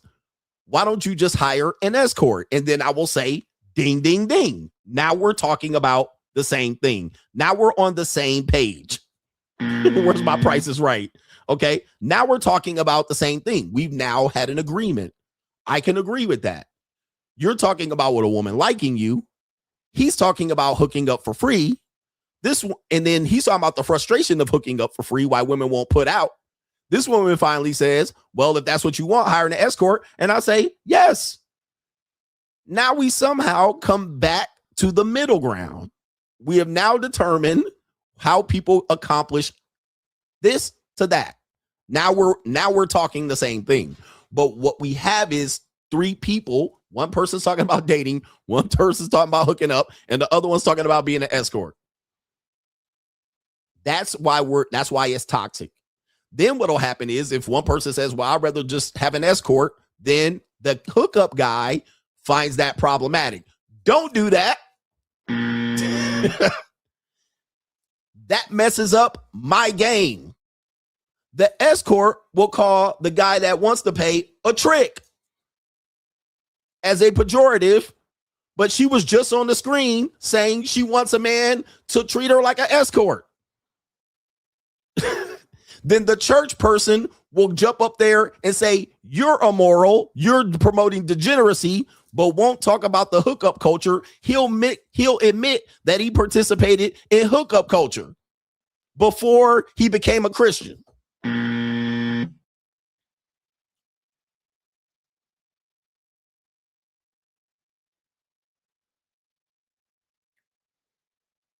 Then the woman who wants the hookup experience will say she's not a hoe and hook up with the casual sex guy and cheer on the Christian guy for promoting morality. You see why it's toxic? You see why it's toxic? We're not talking about the same thing. We're talking about several different things. Let's go to the next one. Let's go to the next one. Some woman will jump up here and say, men don't court anymore. Men don't court anymore. Men don't court anymore. Why don't they court? Where courting requires exclusivity. Courting is not dating. Dating is more synonymous with hooking up, because dating implies she's dating multiple men.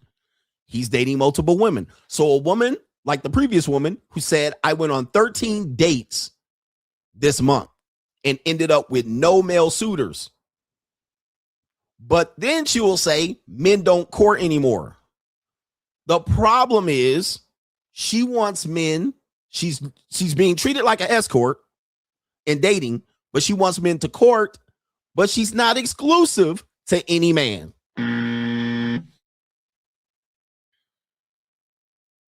How can you want both?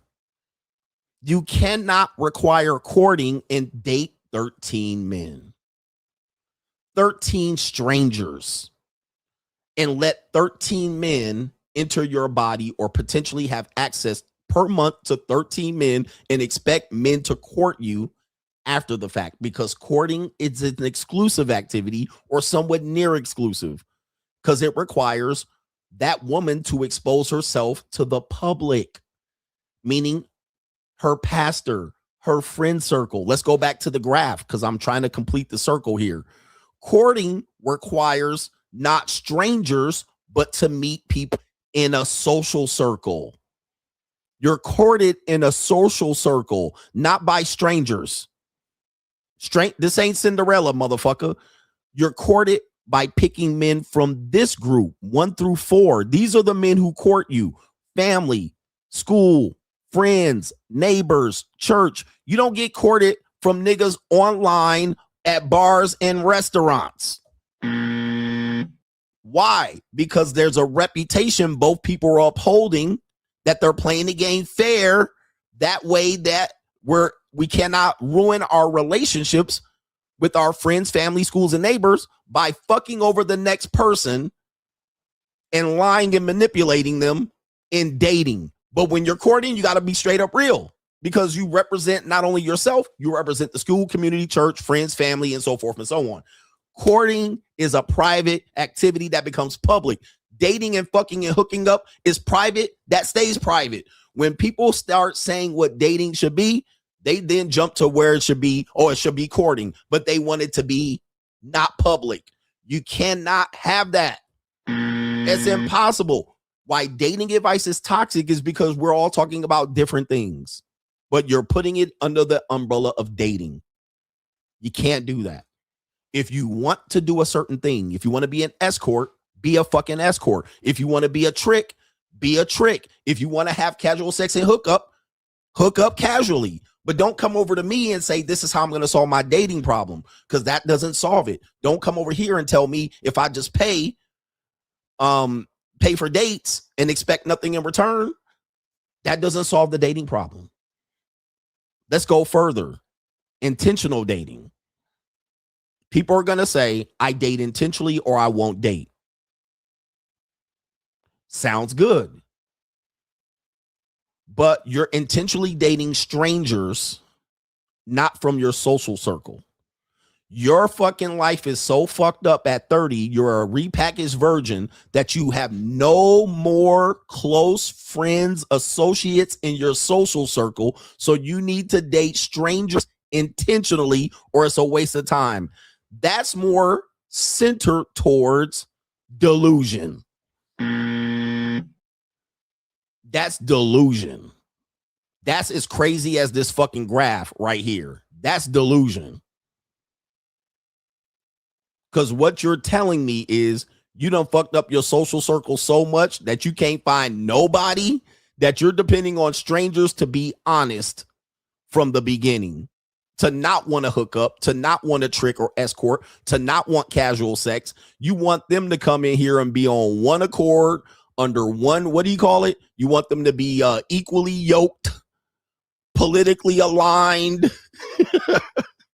All right, like that private investigator woman, that woman that jumped up here and say, I private investigated them. I looked them up. I looked up this and looked up that. Where's she at?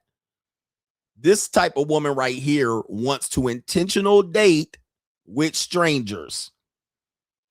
It's impossible. You're going to end up having to private investigate 30 niggas a year. You're not getting that, ma'am. Look in your social circle for that. Not only that, you have a history of being an escort. You have a history of participating in casual sex. You have a history in participating in serial dating. So when people ask you about dating and she jumps up here and say, every man I meet, I have to do a private investigation on. Then she jumps up here. The other woman says, I dated 13 men in a month. That's called serial dating. That's not dating.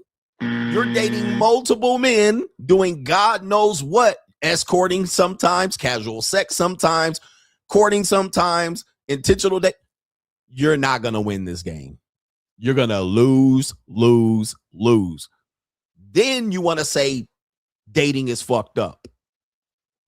There's something wrong with dating. Well, let's determine what you're doing. Are you being an escort? Men, are you participating in hookup culture and casual sex and fucking up the marketplace for people who want to date? Ruin it for when you just should hire a prostitute. All right. If you're out here serial dating, are you out here want to court a woman, but you're trying to find a strange woman online to court, or your woman want to be courted, but you're depending on strangers and not people in your social circle? All right. Are you intentionally dating? Do you want to have people intentionally date you, but you have women out here dealing with them as escorts? What are you participating in? The reason why dating advice on the internet is toxic is because no one's telling the truth. They're fucking lying. I'm one of the only people that is telling you what I'm going to do, how I'm going to do it. And guess what? I am the one taking the blame for ruining the dating marketplace. Go fucking figure. I'm the only honest one out here. Everybody else lying. Even the married people are lying. They're cheating, having affairs, married men hiring escorts and hookers. I'm the only one telling the truth. And sometimes telling the truth comes at a price, because when you tell the truth, you're the easiest to blame. They now want to blame you for everything. And there's married Christians out here that are gay. Married Christian men that are gay, accusing other men of being gay when they're the gay one. Okay. There's married Christian men out here saying they were fucking participating in hookup culture and hiring escorts. One married guy said he was a pimp. He admitted to pimping. Then he comes up here and say, I'm the immoral one. There's men that are up here engaging in stepdaddyism, marrying former escorts.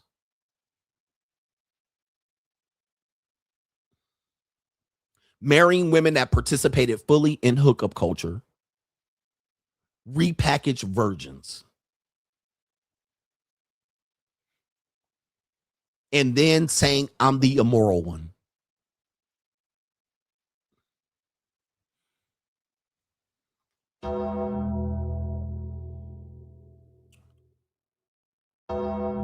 That's why the dating advice on the internet is toxic.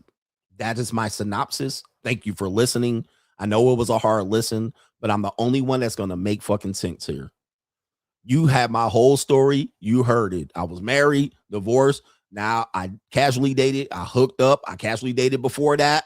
I did what I did. I'm not intentional dating. I don't want to fool women that I'm intentional dating. I don't lie to them. I don't serial date. I don't even normie date. I normally date a little bit, but I do a little bit of hookup culture and a little bit of tricking. I tell you right up front, now I'm the bad guy. When you guys engaging in all of this fucking debauchery and foolishness, lying to everybody, the Christians are lying about what they're doing. The pimps and players are lying about what they're doing. They're lying to other women. These escort bitches are lying to other women. These serial date bitches are lying to these other niggas. Everybody lying, but I'm the bad guy. Good girls acting like they're good girls and they're whores. Whores are acting like they're good girls.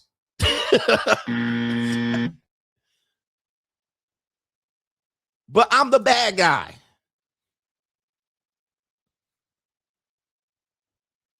Make it make sense. Let me do these super chats. And nobody got a solution for the other person. Casual sex nigga want a solution for the man that wants to find a girlfriend. Just hook up. If she really like you, she'll spend money on you. That's literally the exception to the rule. And you a bum nigga. You a twin mattress activity nigga. Like, this don't work. You guys don't realize you're basically leading everybody else to do something that they don't intend to do. But when I come out here and say, this is what I do, straight lace, no chaser, right here, this is what I do, I admit it, this is what I'm doing, I'm the fucking bad guy. Everybody want to take shots at me. All right, no, that's not how we gonna do this shit. Ecclesiastic marriages. Oh, but he's a 3-time stepdaddy. All right, this is a clown show. You people are fucking clowns, man. You left out the part that you're a 3-time stepdaddy. Wouldn't you think you want to present that first? But then when people ask you about being a stepdaddy, she got 2 other baby daddies, then you get defensive. Why? Because you're a liar. You're a liar. That's why. That's why you're getting defensive. Because you're a fucking liar. It's not that close. It's not hard to understand. You didn't marry a virgin. You married a fucking whore. That's who you married.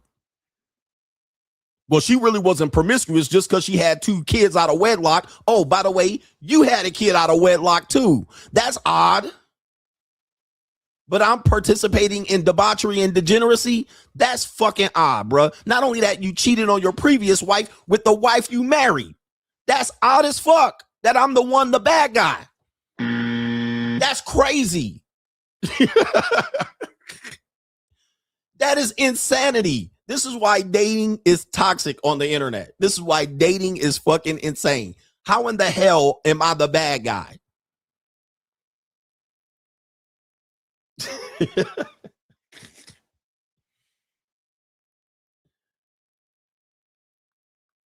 Shout out to Martin Muhammad. Speaking of you being here for men, coach, you are like the intravenous fluids that they have in exclusive health clubs.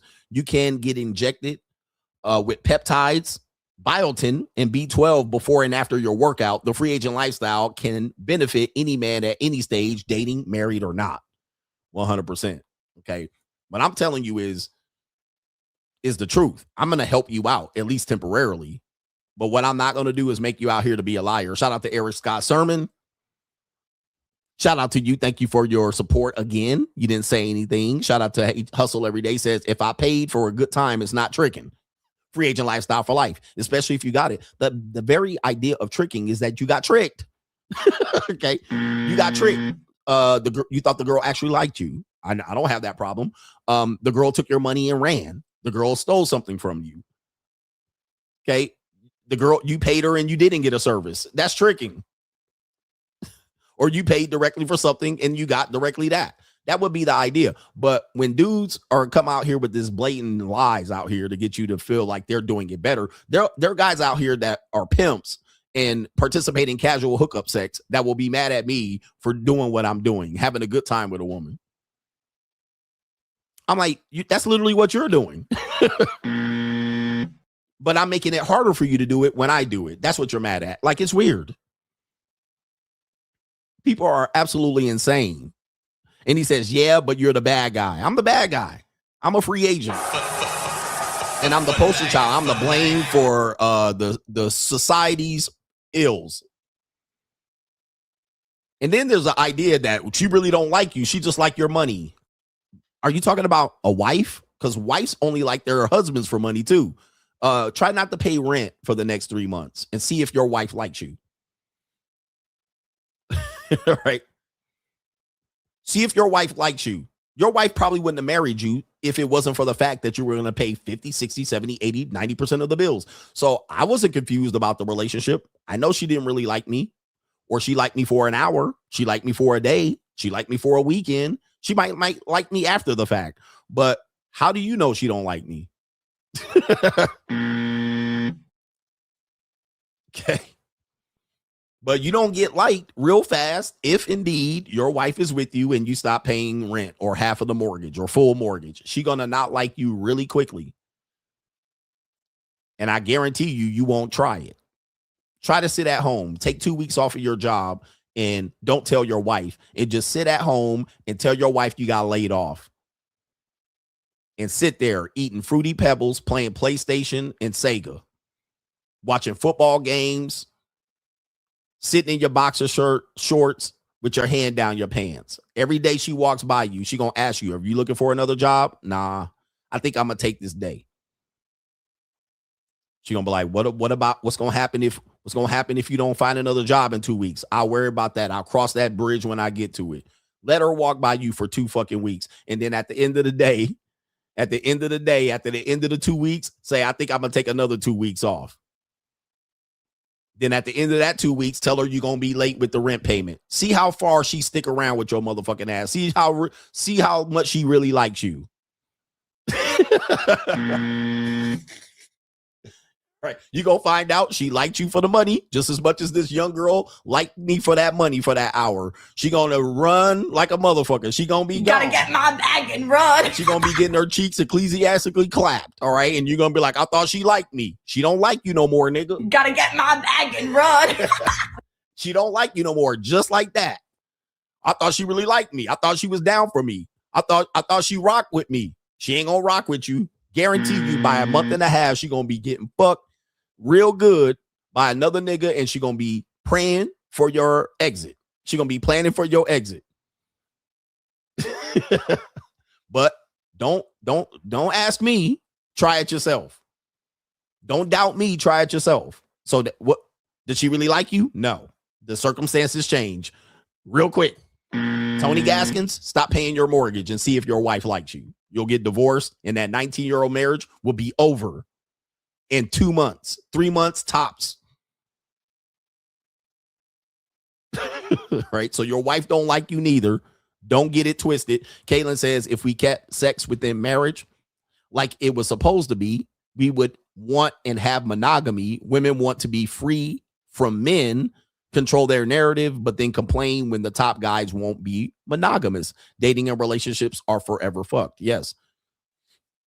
Okay. So a lot of times people will say that, they will see that women they will position themselves for the top guys, but then they meet top guys and they'll be a regular woman and they'll want him to be monogamous. And you're like, well, that's insane.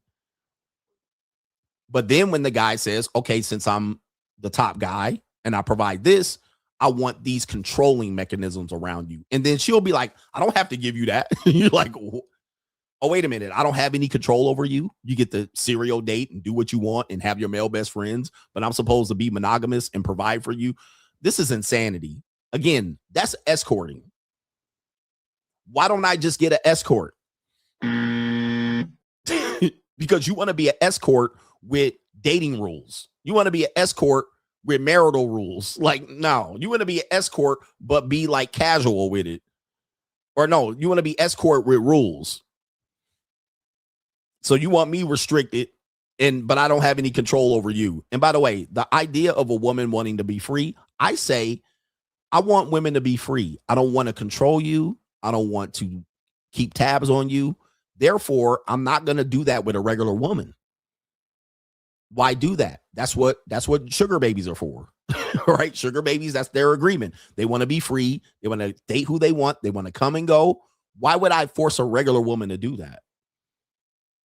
So I say, let these wild horses run free. Why try to tame them? Why try to saddle them down? Why try to put horseshoes on these bitches? Why try to lock them in? And why try to, put them on my program? Why try to keep them in check? Nah, bitch, run free. All right, just come deal with me when you deal with me and go back, do what the hell you want. Okay? Why make headaches for myself? Because anytime you try to imprison, entrap, and control someone, you imprison, entrap, and control yourself. When you have a prison, you need prison guards. When you have people, when you force them to go to school, you need teachers and security guards and administrators. I'm not a security guard. I'm not an administrator. I'm not a prison warden. I'm not a CO, a PO. I'm not any of that. I let that bitch go right back to the wild and I don't have a headache. Why is that a problem if she agrees to that? I'm not a better man because I learned how to be a better security guard for a bitch. Right. You should be be a security guard and convince her to be with you. I don't got time for that. I want her to be free. By the way, anytime you try to control a person, they're going to rebel more. Anytime you have less control, they'll be more likely to want to be with you. I'm telling you how people work. I'm not telling you how it should be. I'm not telling you how it could be.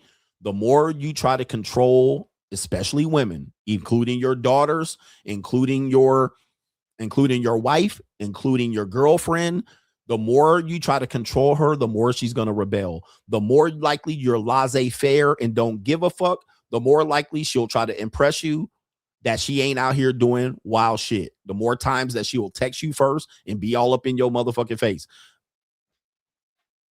I don't know what to tell you, but that's how I've learned how women work. And I've used that principle to survive out here and make it 50 years. Okay. So when people tell you, even they'll tell you about your daughters, they'll tell you she loves you. She'll hold your hand. She'll want to be with you until she's 10. You're her world. When she turns 13, 14, 15, and 16, she ain't having that shit. She don't want to hear anything from you. Then she'll start to rebel and spread her wings and fly away. She'll start to mature and feel like a woman and feel like you can't tell her shit and you can't control her. And guess what? That's human nature. So that's the same thing that happens to girlfriends, wives, spouses, and shit like that. That's the same thing that happens to your wife. Same thing happens to these women. They're grown. You can't tell them nothing. So you tell her, hey, get in where you fit in, check in when you want to. You do what you want to do. But what'll happen is because you're not caring about her, she wants you to care. You should care about me. You should be around me. You should want to know what I'm doing. You should want to know if I'm with other men. I don't care. All right. But you should. And she'll try your best. I only want to be with you. I only want this for you. I only want to deal with you. And then you'll give it to her. Guess what? She'll start to feel like she's controlling caged, and she'll go run out there and want to sneak behind your fucking back. Not today, not tomorrow, but at some point. It is what it is. It is what it is. Rudolph A says if people refuse to accept their neighbors have traps called liquor stores. He says if people refuse to accept that their neighborhoods have trap doors, liquor stores, fast food joints, strip clubs, and churches, they will always remain deaf, dumb, blind, and sick. Matter of fact, in my community, they're building McDonald's like really close to my house.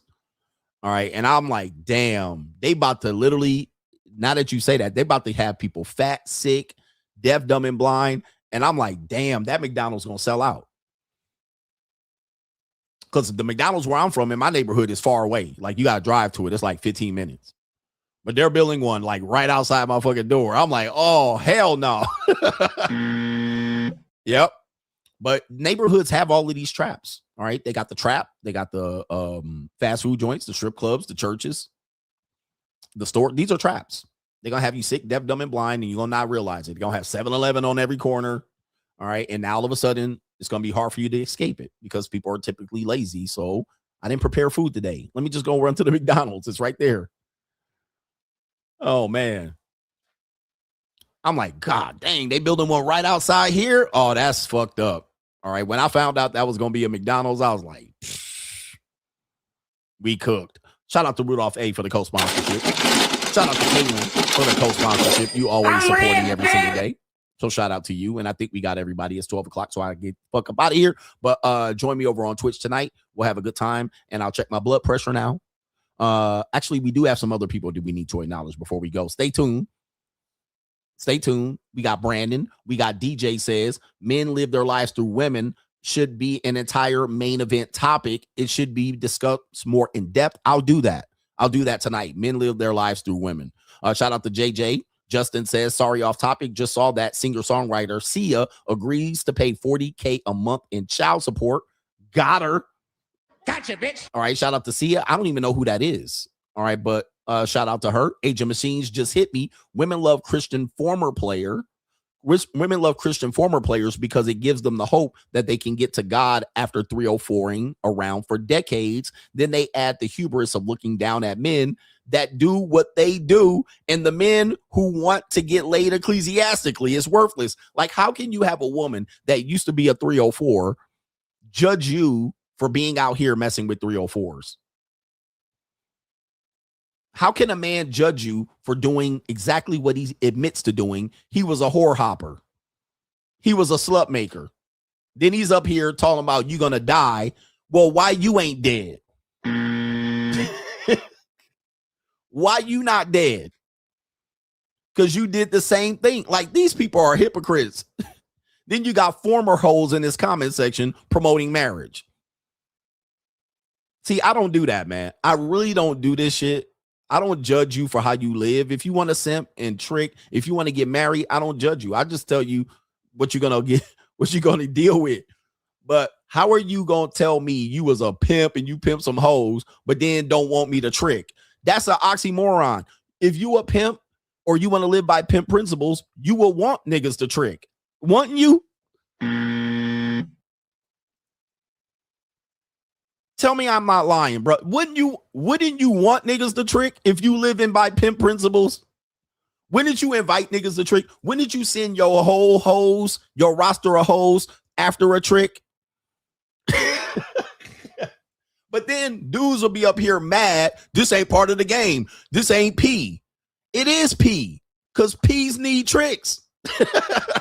So wouldn't you be like, oh, this guy's a trick, let me send my hoes to him? Wouldn't that make sense? Again, these dudes are ass backwards. What they are haters. What they are twin mattress activity broke niggas. And that's what they are. They're jealous. Like, I don't get it. I don't get, you're promoting pimp culture, but mad that a nigga's tricking. Like, I don't get, man, make it make sense. Make it make sense. A woman will tell the man that he needs to spend money, and then when he see him spending money on women, he will call him a trick. She will call him a trick. How? You just asked for the man to spend money on you.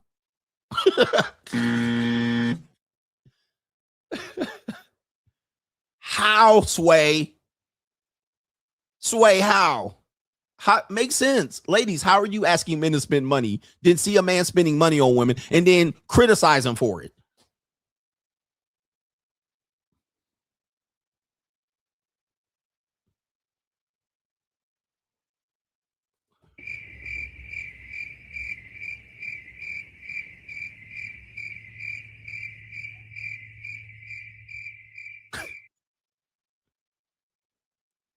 Okay, I'll end the show on that one. Really, the conundrum of all conundrums. These people are really just jealous and broke. Let's just call it that. Let's call a spade a spade. It's really brokeism and niggerism. Shout out to the Coach Gang. We out of here.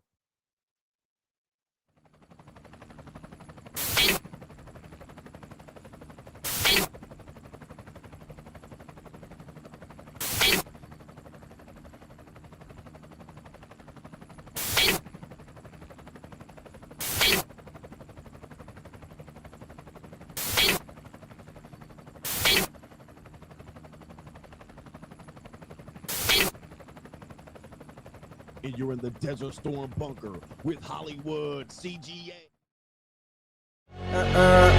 Yeah. Legends ain't born, they built from the grind. From benches to banners, we sharpen the mind. We sharpen the sword and promise and swore that we going hard and leaving it all on the floor. Hey, yeah, we going hard and leaving it all on the floor. Hey, yeah, we going hard and leaving it all on the floor. Legends ain't born, they built from the grind. From benches to banners, we sharpen the mind. We sharpen the sword and promise and swore that we going hard and leaving it all on the floor.